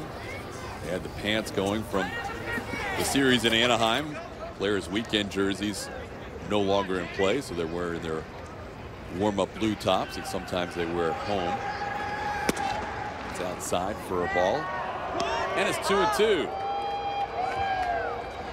This is not a combo jersey you'll probably ever see again after the Astros get their regular road unis back. Or home unis, depending on what gets here. The timing of everything, right? Yeah. 2-2 pitch, and there is a hit for the pitcher, J.D. Davis. He's going to have extra bases. J.D. heads to second. So a 2-hit night and a scoreless inning for J.D. Davis, and a night without much going the Houston Astros way. JD. How often have you said that? Two-hit night and a shutout inning? Yeah. Or shutout ninth? Did a really good job of bringing the hands in to get the barrel to this and raking it down that left field line. He's got to pace himself. Odor's saying, you got pretty good stuff. Did you see that? I think he said you should be a pitcher. It's not nice. That's not nice, but nobody wants that. He's got enough stuff to be a pitcher. That's basically what Odor is telling him. Well, he's proved. Yeah, go out and get 3 outs. He can do it. He was able to get Odor. And Jake crushes one, but it's going to be foul. The race will be on for that foul ball. You know what? J.D. Davis has a little bit of a psychological advantage, too, because he's quote-unquote the position player pitching. A no-hitter wants to be put out by a pitcher. Yeah. Or put out by a position player that's a pitcher. But that was some legit stuff. Yeah, I think after that Odor AB, everybody went, huh? And you got to turn it up. When we saw 89 on his first pitch, we were surprised, and then that was his slowest fastball of the inning. Yeah, that was weak sauce. JD on second base and an 0-2 count on Jake Marisnick.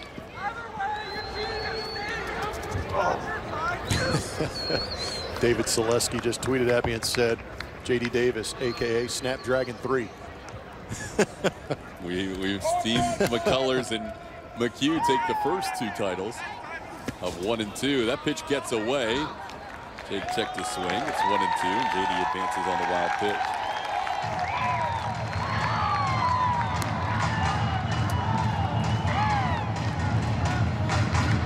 Jonathan Lucroy traded away, so Chirinos taking the mantle of the #1 catcher. Getting a chance to play on a regular basis.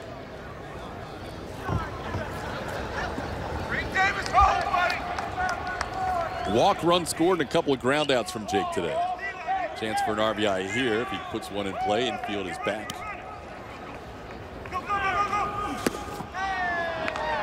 Away, it's 2-2.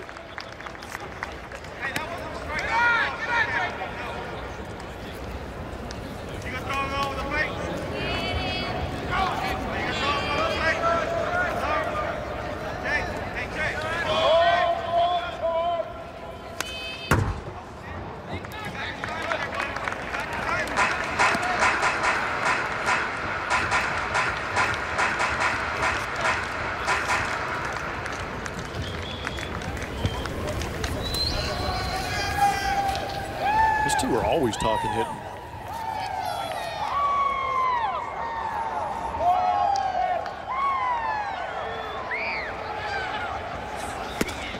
Three and two. Look, really came on for Tony Barnett. Barnett had a shutout 8th inning behind Martin Perez, 7 innings of 2-run baseball. 23 combined hits between these two teams. 14 for the Rangers, 9 for the Astros, but the Rangers made the most of theirs in a 12-2 lead. Jake gets jammed, pops it up. Chirinos, long run, makes the play. It's played by Robbie Chirinos for the first out of the night. Here's the road ahead, presented by DeMontronRV.com. 2 more here in Tropicana Field, where Dallas Keuchel will take on Andrew Kastner tomorrow, 5:30 p.m.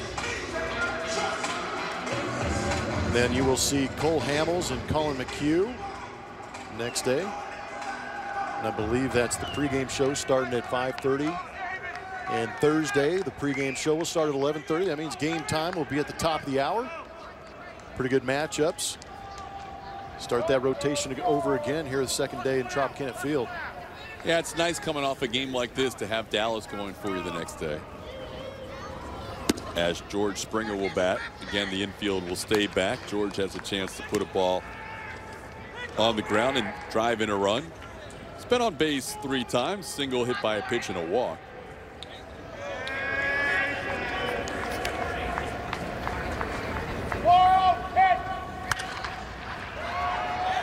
Foul out of play. It's 1-1.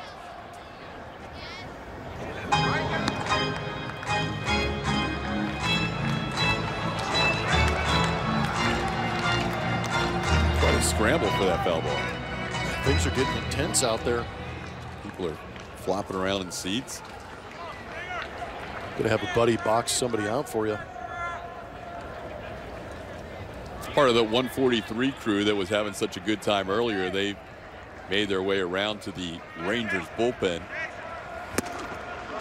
Springer down on the count, 1-2. There's that group. Making a lot of noise here in a neutral site game between the Rangers and the Astros. 2017 will be the year the Lone Star Series was played in a different state.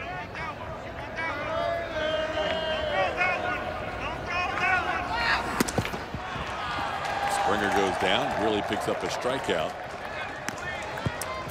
So now the Astros down to their final out in a 12-2 contest. Well, hopefully with a guy like a Dallas Keuchel on the mound tomorrow, the Astros are able to wipe this one clean from the slate pretty quickly. Rangers came out swinging 3rd, 4th, and 5th innings, combining for 11 runs in those 3 innings. Tacked on a run in the 8th. And they jumped on the Astros early in the game and kept adding to that total. Bregman hits it hard, but Gomez is there, and the Rangers have won the first game in this 3-game set at Tropicana Field. The final score tonight, Texas 12 and the Astros 2. Here's